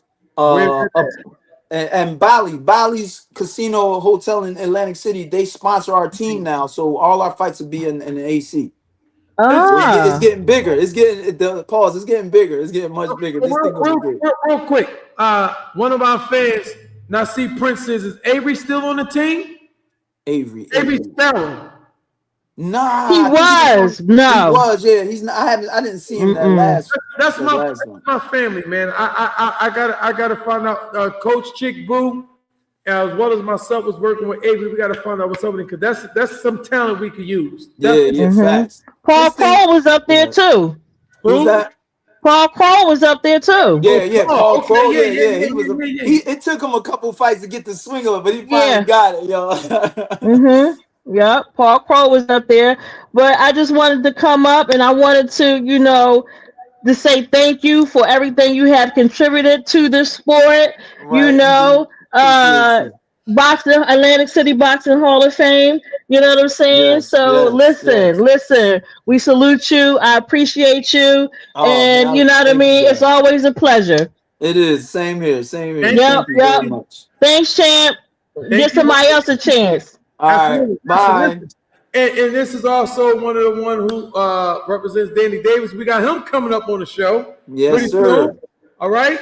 Danny Davis, so we can look out for that. Listen, the PGO Nation is locking them in. Thank you, one lady. I appreciate you.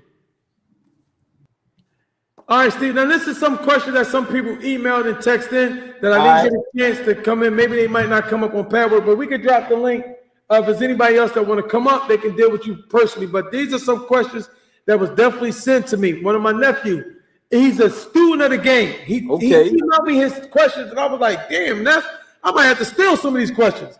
So one of the things that he asked is, he said, do you think that Tyson Fury is a dirty fighter, right? And do you think that you laid the blueprint out to expose some of his weaknesses? Because there was some, he dirty? He's a student of the game. He most definitely. Both yes. And he's in his early 20s, and he's surprised me guys' knowledge. He probably knows more of boxing than I do. Because I'm not a fan of boxing, I was just good at it. So first, for the first question, yeah, I think Tyson Fury is a very dirty fighter. I think he was allowed to get away with a lot of those dirty tactics. Yeah, that's true. You know, for whatever reason, I can't call it, but like even in our fight, rest in peace to Eddie Cotton, the referee who reffed our fight. He was befuddled.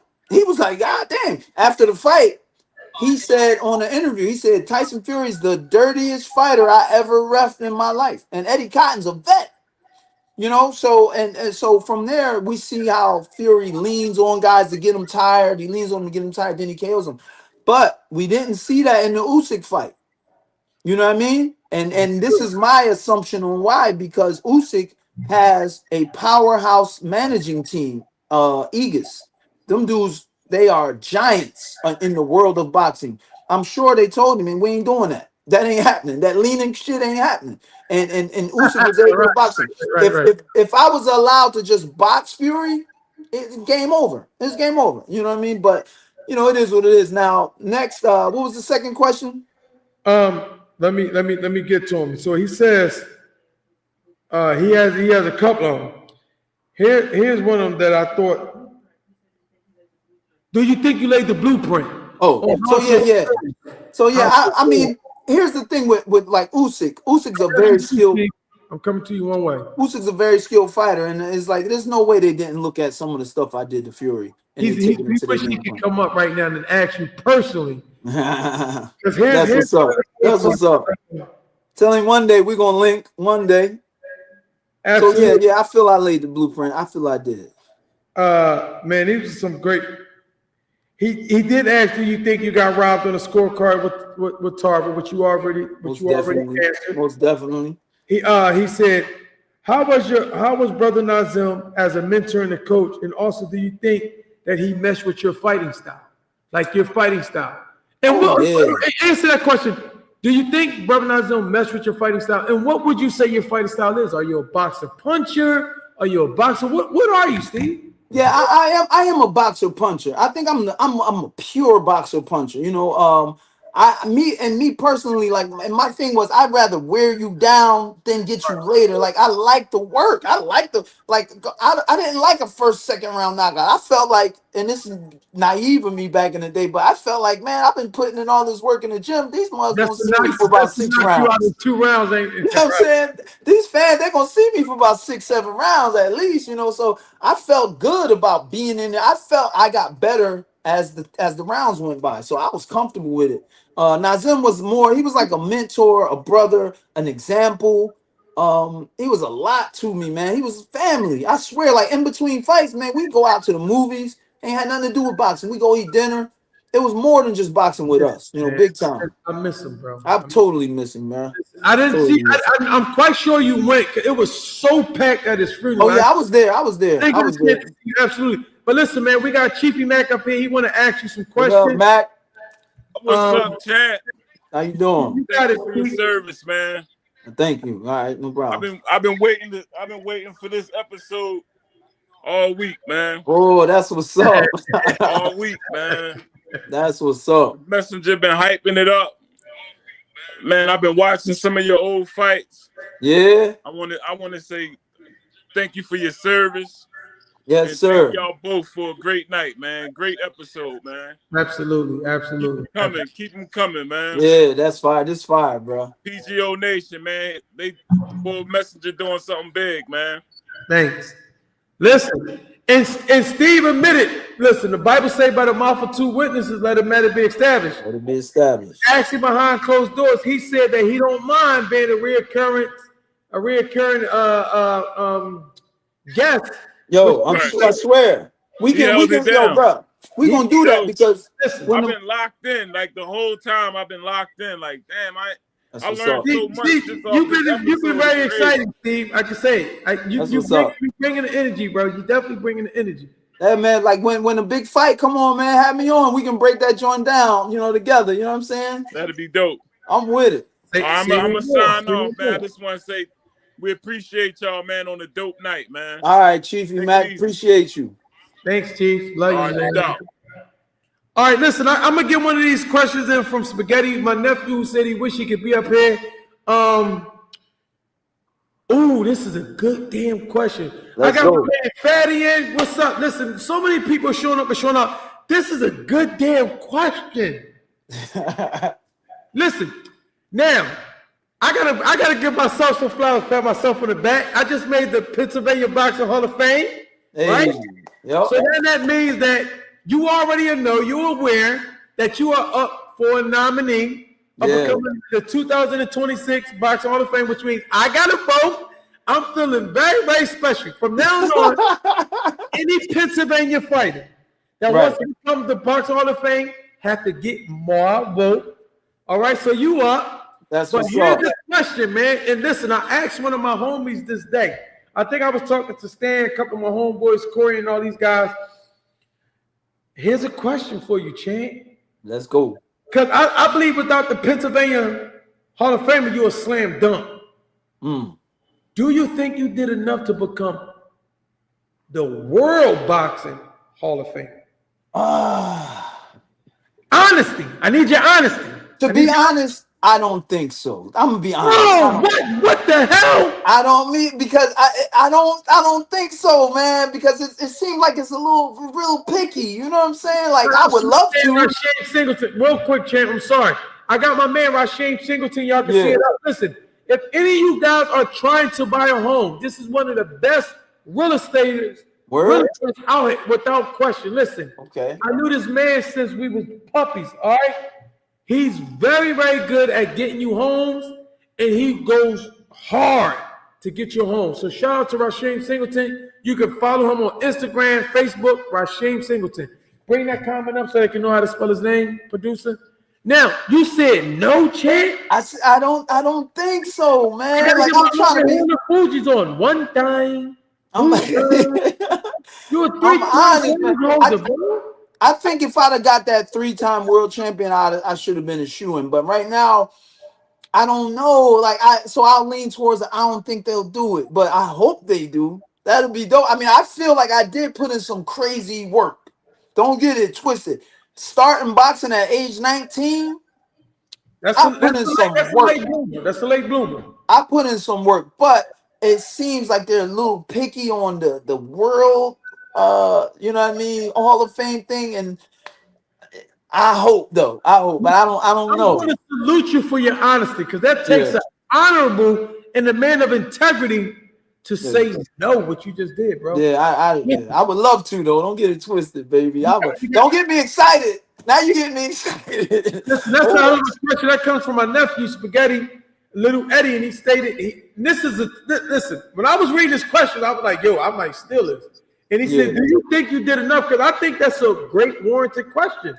That'd be dope, man. I would love to. You know what? If you do not become a National Hall of Famer, a Boxing Hall of Famer, it will only be because people don't know your story, bro. True. And that is the wrong promotion. You listen, you are a victim of circumstances. You became a champion at the wrong weight class. And the wrong weight class in the wrong countries. I had to go overseas, bro, for both world titles. For both world titles, absolutely. And defended them over there too. Did we have somebody? Did Sean come back in? Okay, it looked like somebody came back in and left. All right, PGO Nation, we're going to put the link in. Is there anyone else who want to know the champ? Huh? Okay, we got another question. I'm sorry. All right, let's go. Let me hold on 1 second. 1 second. Let me find this question because people are sending me questions. Number 6. 1 second. All right.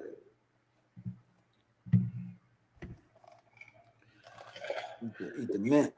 All right, I'm gonna go to this one. Chad Ali Azor said, "What's your thoughts on Boots?" This is a Boots man. That's a good question. Boots is so natural with. I mean, he's a Boots is gonna be the man. Boots should even fight at light heavyweight, but before he retires. I think he might win the title at light heavyweight before he retires. You know what I mean? Boots is special, man. Like it's effortless special. You know what I mean? You don't see that a lot. That shit is effortless. You know what I mean? So shout out to Boots. I was watching him. Listen, he gave me a big shout out, say how he looked up to me. Cause I come from Boise. You know, when I turned over, right. Ron and Dawood actually started me off as a professional, and then Boise came in. I went to Boise first before I actually went to Ron and Dawood. But that's another story for another day. It's about you, champ. But listen, we got my guy here, man. All right. What happened to Steve? He left? It looked like Steve somehow got disconnected. Hold on 1 second. Let me see. 1 second, Willie Gibbs. The Gladiator, baby. The Gladiator. Let me see. I don't know what the hell Steve did. He must have made a mistake and hit leave. But there he is. All right, he back. All right, you back. Now he got his camera off. All right, here we go. All right. Listen, man, we got the Gladiator. Hey. I see. We got the squad almost back together. You mind me getting like 2 minutes? No, I'm good. Man. Willie, Yo, go ahead. Let's go ahead and let me talk to you, bro. We go all the way back, bro. Yeah, most definitely. I remember in Denver, Colorado. See, this is greatness speaking upon greatness. Right. Right? This is what people know. Hall of Famer to another Hall of Famer. Hey. And another going to be Hall of Famer. All right? Listen, it ain't too often I toot my own horn, right? My pom-poms. But sometimes my family members will say, yo, you a little bit too humble for me. But this is brother, bro. You are a very, very, very humble dude. I love you, bro. We didn't box. We didn't been through wars. And listen, I don't know if you remember, but I said this. There ain't too many, as a boxer, you remember those who can punch. And I said, those who stand out to me is a Jose Medina, Willie Gibbs, Rasheem Brown, LeBron, these are guys that I say now, some of the guys that I've boxed that had some of the best technical was a bald-head Pooh, Hopkins. Like, man, I can go on days with you guys, man. But Gladiator, I'm so honored, bro. You kept your word. And you lucky. I'll share our text messages right now. Where I told Willie, I said, Willie, you know you got to come up on the podcast. He said, I got you. I said, listen, you're a God-fearing man. That's right. The guy said, I quoted scriptures on him, Steve. I said, Numbers 30 say that if a man gives a vow, he must keep it. Keep it. Right. If you give me your word, you got to keep it. And here you is, Gladiator. The floor is yours to say what you want to say, brother. Yo, blessings upon blessings to both of you guys, man. Yes, you know, humble to be speaking, man. It's another opportunity that we both give all our flowers while we're here. Yeah, you know, that's most important. You know, the message to Steve, man, y'all jokers right there. From the youngins, push me. I'm talking about push me to the point where when I first heard of Steve coming back in town, right? Steve was running on Cobbs Creek Parkway. Oh, shucks. Suited and booty, right? I'm talking about suited and booty. That's when I went up to 178. So I first seen him running on Cobbs Creek Parkway. And I said, oh my goodness, That means I must have got to fight him. Yo, I said the same thing about you. yo. I'm like, yo, Steve, what's going on? We busted up. And I kept on running. But in the back of my mind, I'm like, yo, one day I'm going to have to fight him. One day I'm going to have to fight him. And remember I was this, standing Willie. at 78. Remember you in the amateurs, you went up to 78 and tore Orlando Anderson, the #1 light heavyweight. You ripped him a new one. Orlando Anderson was nice, bro. Right. But Willie came up he went from 165 to light heavyweight. And I was in the Navy. I was on the Navy team, and I'm watching that like, bro, I might have to fight this Yo, what was amazing? I'm talking about because man, Randy got it in, man, what's his name got it in, man, Jamel. So they ain't give me the fight. So they called Mitch Allen. That was like, listen, we want Willie on the team. So they wanted to make the whole team. They want Willie on the team, but can he make 78? So Mitch was like, Willie, they want you on the team, but can you make 78? I said, yeah, 78 ain't nothing. Man, you wasn't 78, Will. You was way smaller than 78. 160 something. Yo. So what I was doing, I got a bunch of quarters. I had to put them in my jock strap. My jock strap. I weigh 170, man. 170 all the time. So I put them on. I put the quarters all in my joint. You know what I mean? Weigh ankles, pull them, put them all in. I mean, you do the things that you do. You love to do it, man. But no, I just wanted to get on there and give you a shout out. Both of you guys a shout out. What's up, bro? Boxing King 1212 said, "Did you two ever fight? Because did y'all ever fight? No. Did y'all ever spar? We never spar. Yeah. I thought, did we spar? We sparred one time at Shooters. Yeah. I remember that. I remember. Yeah, we did. I think that was it. That was in 2000. This is crazy. That was in probably like 2003. Okay. Crazy, you Willie, you get to spar Steve. I don't spar him, but I spar you. Like this is crazy. Listen, now, Steve, I'm not saying that I wanted to spar you now. I'm not saying that I wanted that smoke. You bigger, so I didn't want it. But listen, I'm gonna tell you, man. For me to be 154 pounds, listen, you got some pop too. Listen. You got me ready for Andy Lee, right? You got me ready for Andy Lee turn southpaw for me, right? And I'm like, frustrated me to the T. I'm like, yo, man, I can't not touch it. He's fighting. He's sparring southpaw. Aaron's like, no, man, you just gotta take your time. Take your time. You could touch him. You could tell. I said, man, listen, you're going southpaw stand, man. Just stand there for me, just a little bit more, man. Yo, I'm talking about when I go out there, overseas. Definitely, I was tight and right, man. This opportunity, man. Yeah, but I just wanted to get on here and be like, yo, give Steven shout outs, man, because definitely, man, a soldier. Definitely a soldier. Humble soldier, man. And I definitely want to tell you guys, I love you guys, man. Love you too, love you. You putting that work in, stay focused, you know what I'm saying? Do your thing, you know what I mean? I'm here for you guys. Man. You gonna help me? We're gonna do this thing together, bro. Yeah, most definitely. It's gonna get where it needs to get, bro. Oh yeah, facts. Hey, messages. Check this out. When we was down there at the POW, right? You read your word, I read my word, right? We was like, yo, listen, we going to the championship. We're going to the championship. Let's read this word. Let's read this word. Read this word. Read this word. I go for Lacey. Okay. Yeah. Lacey. Yep. Yo, we talking about banging. And you fought Jermaine Teller that night, right? No, I ain't fight Jermaine Teller. Nope. Because I was 47. Jermaine Teller was 56. Gotcha. Was this was at Colorado? No, this is at the POW. Man, I forget, man. I swear, bro. Biloxi, Mississippi. Will, I've been around you so many years, bro. I don't remember. I'm sorry. I can't back you up on the story. I remember you fighting Lacey. Yeah. This This is what I tell everybody, Steve and Will. Like right now, you have damn near 15 nationals, bro. Yeah. When we was coming up, you had 3 nationals. Yeah, for real. The For U.S. real. championships, the Golden Glove, and the national. That was it. Yep, that's it.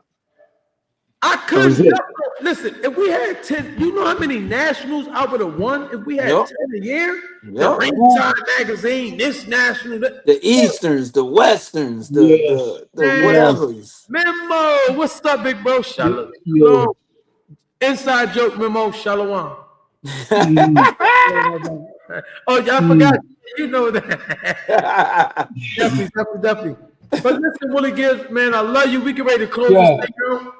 Yeah, most definitely. To you, man. Listen, you want to listen. You my guy, Will. Hey, we know. Listen, but we got to get you up here. Yeah. I guess this page you vow. You did come up here, so you paid the dues, but I'm not satisfied with this. I need we need more. I need no problem. We definitely got a story to tell, you know what I'm saying? A story to tell, teach one, you know what I'm saying? Yeah, and it definitely, you talk heavy, you know what I'm saying? 'Cause you know I don't express too much, you know what I mean? But for you, I will. Thank you, brother. Thank you. You know what I mean? I don't express, what I mean? I don't express things too much, you know what I'm saying? But for you, I will, you know what I'm saying? That's what's for you, I will. Most definitely. Thank you, Willie, man. Love you, bro. Yeah. Love you, Will. All right. Take it easy. All right. Peace. Much love. Listen, hey Steve, I think this was a great show, bro. Yeah, man, this was fire. This was fire. Oh, listen, we're gonna switch right. I would like what you doing, Anthem Messenger of the State. Thank you, man. I appreciate it. I thank you. I appreciate it. Listen, before we go out, man, we're gonna run this tribute. Steve, hey, let's go. We're gonna have to text it to you. Here we go, right here. Let's go to get it started. Hopefully that this thing don't get messed up. But listen, this is from me to you for the PGO podcast, man. Put your gloves on. Shout out to the champ right here. Hey.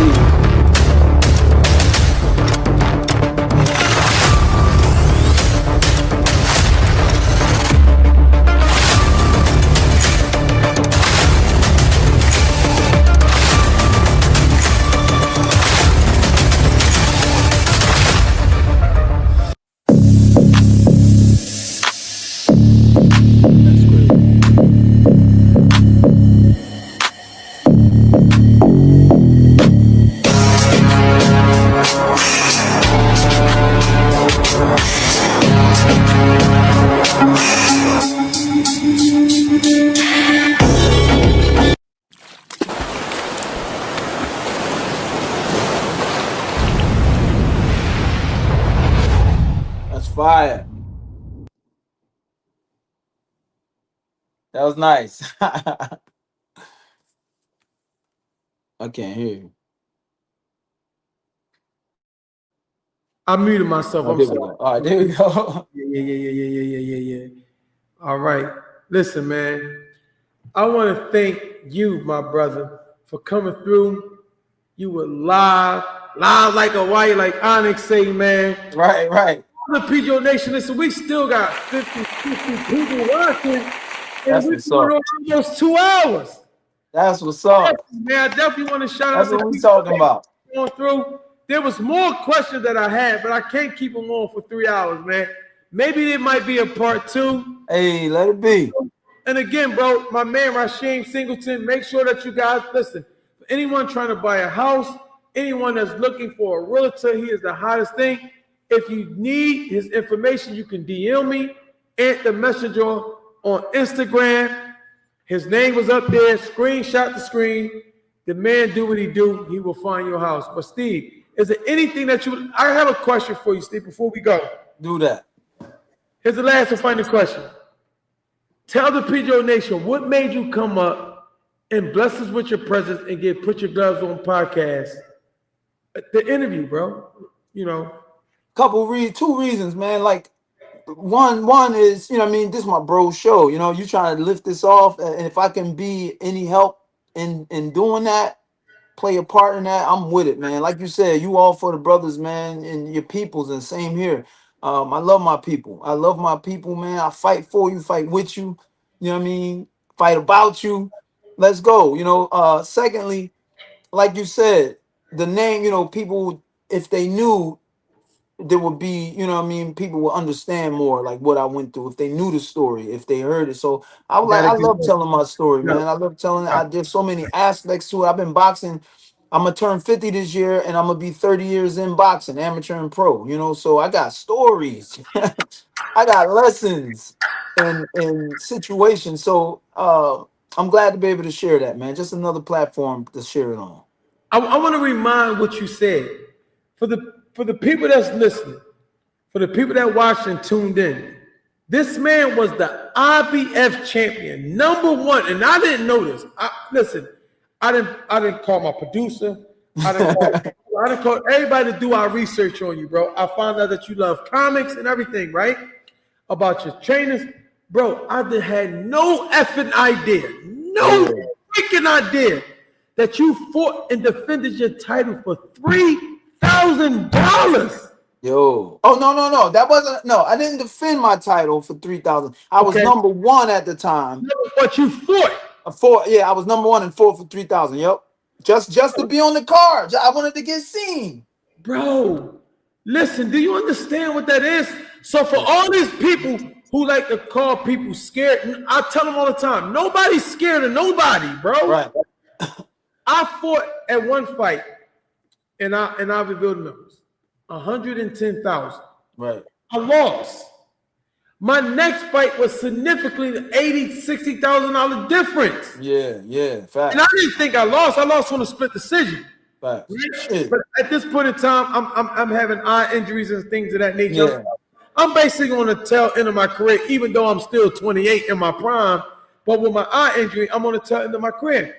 So people don't know, bro, that you can be actually fighting, take a loss, and go from making $160,000 to now fighting for $15,000 selling tickets. Let me tell you this right quick. I lost my title to Tomas.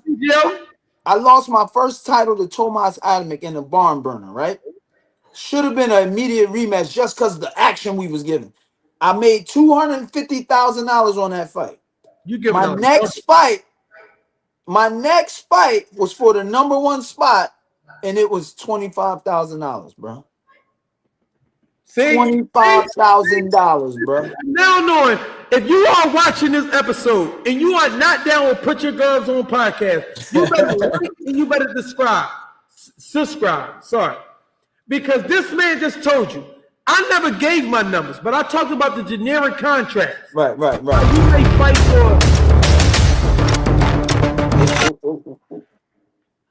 Listen, how you may fight for let's just say a generic contract where I believe, I'm just going to throw a number out. 10 rounders, I was making I'm just throwing any number out, 20,000. Yeah. Right?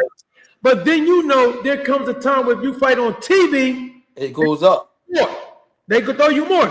Now, if I'm making 20,000 for a 10 rounder, just an average 10 rounder, but then I fight on Showtime and they give me 35,000. That's a $15,000 increase. Right. What people don't not know is that Showtime, or my promoter, sold me to Showtime for 100,000. They pay me 30, pay my opponent 20, and keep 50. So when you say that you fought for 250,000, lost a barn burner against a great fighter, James Toney. See, they don't know this. Yeah. And then your next fight is 25,000, 250 versus 25. That's a $250,000 drop, bro. Drop. A $250,000 drop. You lost $225,000. Yep. On the loss. Yep. That you really won. True. It's crazy, bro. So, that's how, and like I said, I got stories and stories and stories, but that's okay, one of them. This is not going to be your last time on the show, right? Yeah, hey, no, hell no. We gonna have it, man. Listen. I got a whistle going where I can say, clip this. 1 minute and 58 seconds Steve USS Cunningham, 3-time title holder, has said that this is not going to be his last time on Put Your Gloves On podcast. So now you know you're a spiritual brother. You didn't get your word. Yeah. Oh, I'm back, baby. Whenever you let me know, just text me, baby. I'm here. All right. Say no more. Is there anything that you would like to say before we close out? I mean, just that. I had fun, champ, and I learned a lot from you. I thought I did my research, but clearly. You opened up. Like I never gave numbers because I don't even remember the numbers. See, that's it. Yeah. My thing with me is like I'm pretty open. You know what I mean when I'm telling the story because I know it can affect and change and help people understand certain things. Numbers is numbers. You know, I'll throw them out. I'll tell people how what I got paid. It is what it is. It is. It is. You know, and I was happy knowing that. 250,000 for a title defense was low as a world champion. I was happy to be making that because I ain't seen no money like that before in my life. You know what I'm saying? So it is what it is. But for the people, listen, stay tuned. The USS Cunningham. I'm in the TBL next season. Follow me on Instagram. USS is Legend. TikTok, same name. USS is Legend. USS Comics. Keep an eye out. Follow me at USS Comics. I'm doing all kind of things. I'm actually drawing now. Just a lot of things coming up for me, man. So thank you guys for the support and the love. Thank you, Steve. Let's go ahead and get that closeout outro. Should I say? Hey, we about to end the stream and it's about to go to play out. Steve, I thank you, man. Yes, we sir. Definitely have you back anytime, brother. Bro, I appreciate you, man. Listen, this was amazing. I had a great time and I learned a lot. And I hope the PGO, listen, I heard you. So all my friends, John, Atomic, I'm going to call you by every name. John, Atomic, Chiefy Mac, and whatever other damn else you need. Corey, Stan, K Mello. To all my homies, Steve, I tell them the importance about how boxing just isn't about entertainment. It's about business, man. Business, you cannot separate the two. I need to make as much money as I can make because nothing is guaranteed. Yeah. I told him how last fight, I called the Wars here, where I was fighting somebody who was supposed to be an opponent. He got paid $30,000 more than I got paid, Steve. And I'm like, why the hell is he? And they were like, you know what they said? You're supposed to be him. We had to pay him $30,000 more. But guess what? What happened if I lose? Right. Give me that damn $30,000. If I'm gonna lose, give me instead of paying me $70,000, $80,000, pay me $110,000. Give me $100. Right. Give me the $100. So you know, man. And listen, your story was amazing. It shatters what I went through. Making $250,000 in your next fight. Listen, I said this about a guy of mine. I'm going to reach out to him because I don't want to tell his story. I want him to tell it. But it's a guy you definitely know. Went to the Olympics, signed for $1.6 million. He was fighting on HBO, made $225,000, $250,000. He lost, right? He called me like, "Yo, man, this is some bullshit. They trying to pay me $50,000. I ain't fighting." And he wound up fighting someone, because only you will know this, Anthony Washington. Okay. You know him from he's from Philly. Yeah. Used to be on Joe Hands with Mo and them. Yep. And he fought him on ESPN for $50,000, but his last fight was for $250,000. Yep, that's how it goes. That's how it goes. So people don't get it. So listen, this is not going to be the last time you and I be on this podcast together, bro. I appreciate your love. Thank you for taking out your time.